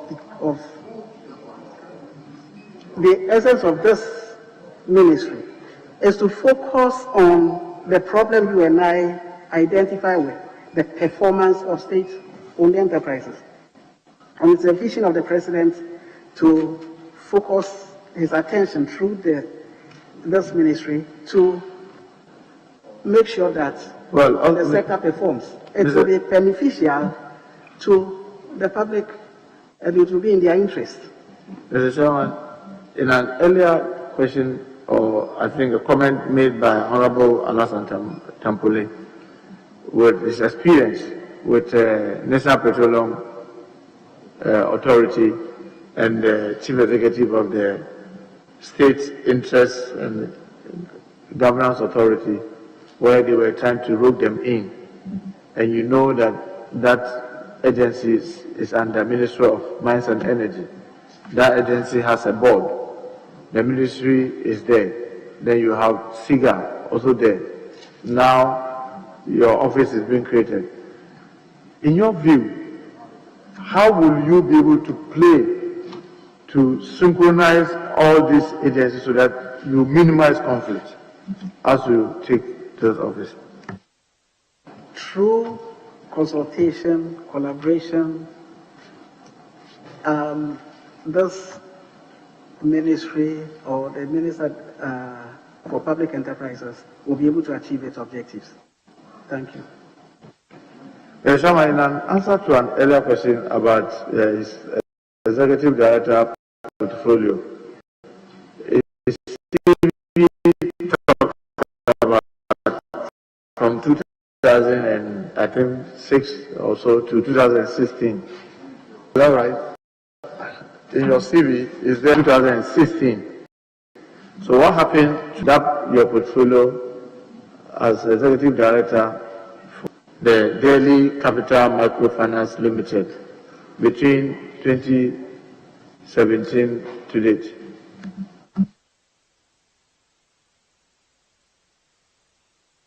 It was up to 2016. I was only asking what happened to that portfolio, your Executive Director position from 2017 to 2020. What happened? What happened during that period? You know, you were the Executive Director for Daily Microfinance Limited, right? And I'm saying that what happened to that position beyond the 2016? What happened to that position? I left that position. And then became a shareholder. Exactly. And you said that when Bank of Ghana failed, in your words, to update their records, you wrote a petition. You wrote a petition. He explained that management did. He had been using we. So he was after he explained that. The company wrote a petition. Yeah, okay. The company wrote a petition. And you said that Bank of Ghana to date haven't responded. That is the understanding I have now. And you thought that they were wrong because in your earlier submission you said that you believe that your company was not in default and Bank of Ghana was wrong. Is that right?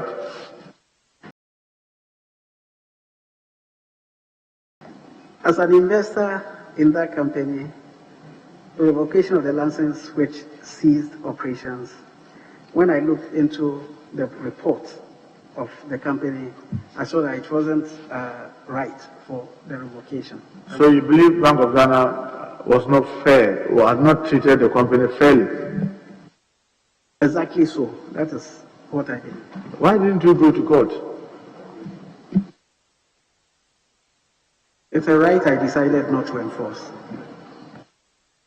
Because look at it today, it is being played today against you, that a company that you are a majority shareholder defaulted according to Bank of Ghana, not meeting the minimum requirement and all those problems, and you thought that you were not interested in pursuing a legitimate business that was, in your view, doing very well, and you were not fairly treated by Bank of Ghana, but you still thought that there was no need for you to pursue this in court? Yes. The reason I'm asking this is that then now it's your word against that of Bank of Ghana, because they've listed that company as part of those who did not meet the minimum requirement and their license revoked, and yet you didn't find it necessary to fight for the license to be restored, and yet you thought that no, this is a right that you chose to exercise at the expense of your investment. Don't you believe that any ordinary person would rather believe that Bank of Ghana was right? To the extent that right to enforce, go to court, get license restored, or go to court for compensation, I decided not to pursue that right. I have work to do. The company could have done that, but I think... Well, Mr. Chairman, lastly, the issue about the car powership staff renting property of yours in the property that has been rented. You are saying that you didn't know that car powership was in any agreement with which company did you say rented the property from you? I'm saying... You said a company rented the property from you. As a company, I remember, called Cape Logistics. Cape Logistics. Cape Logistics rented the property. In fact, all along I knew they were going to be the occupants until I started seeing car power cars coming down. And then, as per the rental arrangement, some advance had been paid to use to renovate the property and so on. So their explanation, I think, was in order that they have... For how long have they rented that property from you, the Cape Logistics? Maybe 5 years, 10 years, maybe 15 years? No. About... But maybe 10 years? No. 5 years? No. 3 years? I think about two, it won't be up to 3. Yeah. And in the agreement, the rental agreement that you have, which ordinarily most of us will have, if you are going to re-rent a property that I rent to you, I need to be in the know. In that agreement that you had, this clause was not there. I haven't checked the details of the agreement because I wasn't the one that did the rental. An agent did all those... You gave it to an agent who gave it out, but you didn't look at that because you have to sign the agreement on behalf of the owner. I didn't sign. I think the property is jointly owned between my wife and myself, so... So your wife signed? Yeah, I didn't have the time to. And she didn't check to be sure that that clause is there, so that now car powership could also further rent it to another person and you'll not be interested. All you know is that somebody is renting your property, and that's okay.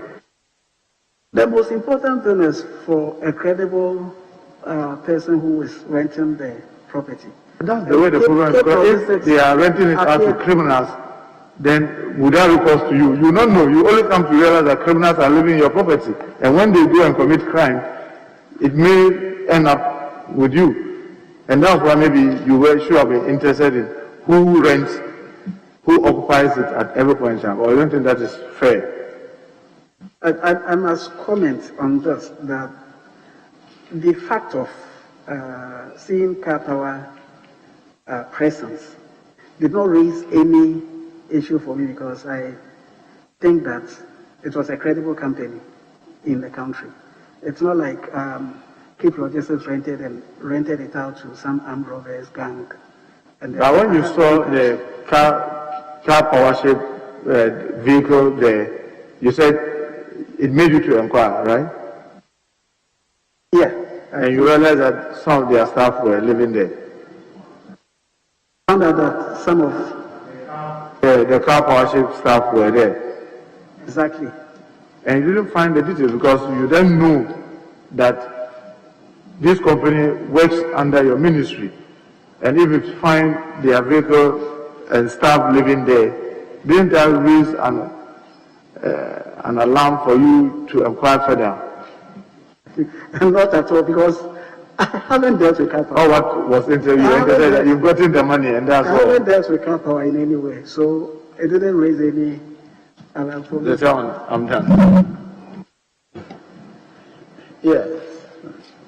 Mr. Chairman, Honorable Nominee, congrats. Just two questions.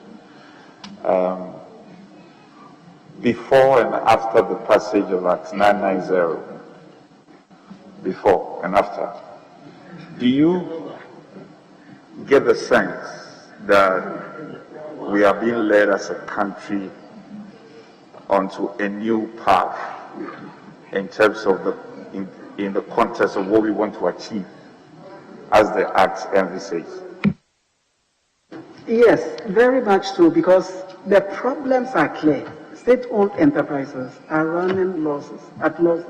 They are highly indebted. There's fragmented oversight. We all know the problems. And this is the first time the President has had the vision of focusing on their performance and making sure that they do not continue to be a drain on the public purse. So before and after, I think we are on a new path. Thank you. The last one is, the creation of the SOEs, do you see any SOE that in its true sense could be described as a model for us to emulate? Thank you. I think that GhanaWeb, in my view, especially when it was one of the companies operating under the Ministry of Energy, where I was a deputy minister, GhanaWeb to me comes as a model for us to emulate. You look at Ghana Club 100, 2019, the current edition, GhanaWeb is third on the corporate Ghana list of high-performing companies. I think so. Thank you.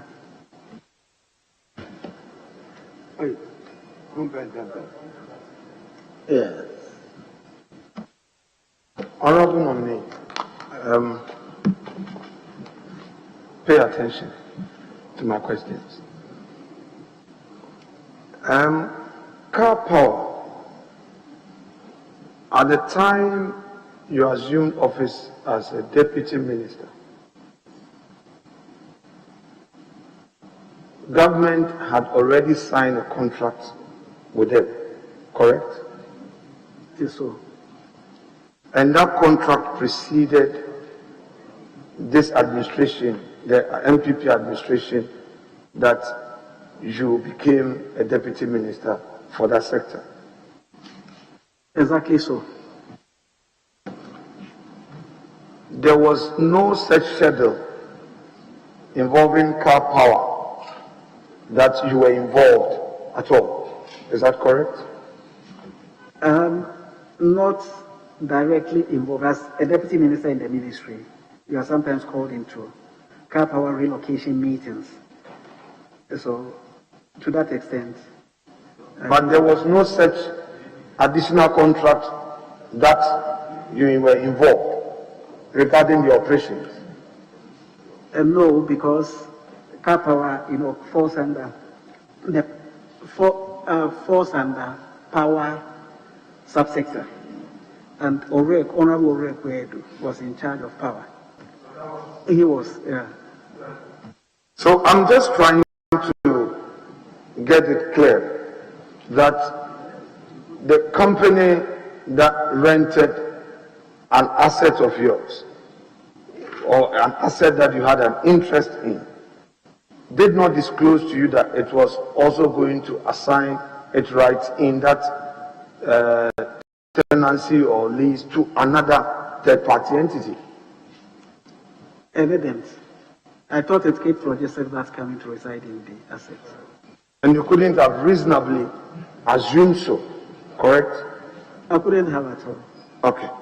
Now, on your CV, you indicated that between 2000 and 2016, you were the executive director of a microfinance company. Meaning that from 2017, or from the time you were appointed as a deputy minister, you ceased to be in charge of management. Exactly so. Now, on the board, were you the chairman of the board? No, please, I wasn't the chairman. So it couldn't have been that at the management level and at the board level, you could have reasonably gone into the day-to-day management of the company, including the payment of taxes and SNIT and all that, correct? I couldn't have been part of the day-to-day running. Thank you. Now, as a shareholder, is it your case that it was the board and management that brought to your attention that the license of the company had been revoked? Yes. To a large extent, I saw the name in newspapers and called, and then they also expressed shock. And that brought it to my knowledge. Well, Honorable Muntaka has suggested strongly to you to take a legal action in respect of the seeming irregularities in the decision of Bank of Ghana, which decision was brought to your attention by your board. Would you want to pursue that? Though you have not, but would you want to explore that? Honorable, that question has been answered. He has opted not to. You don't need to repeat it. Virtually, I won't repeat that. Do you think that there will be the need to pursue those rights? Who knows the future? This is a case that I think the records are there. So, if equity doesn't favor the legal end. Anyway, or not to exercise. Thank you so much. Thank you. Yes, Chairman, I should thank you very much. The nominee is my neighbor at Bubuashi, but I understand that I won't have too much for him because of the very clarity I sought. I can only come under the understanding that your mandate is to supervise as minister, as I'm made to understand it for now, State Interest and Governance Authority Act. So you may be working with this legislation known as Act 990.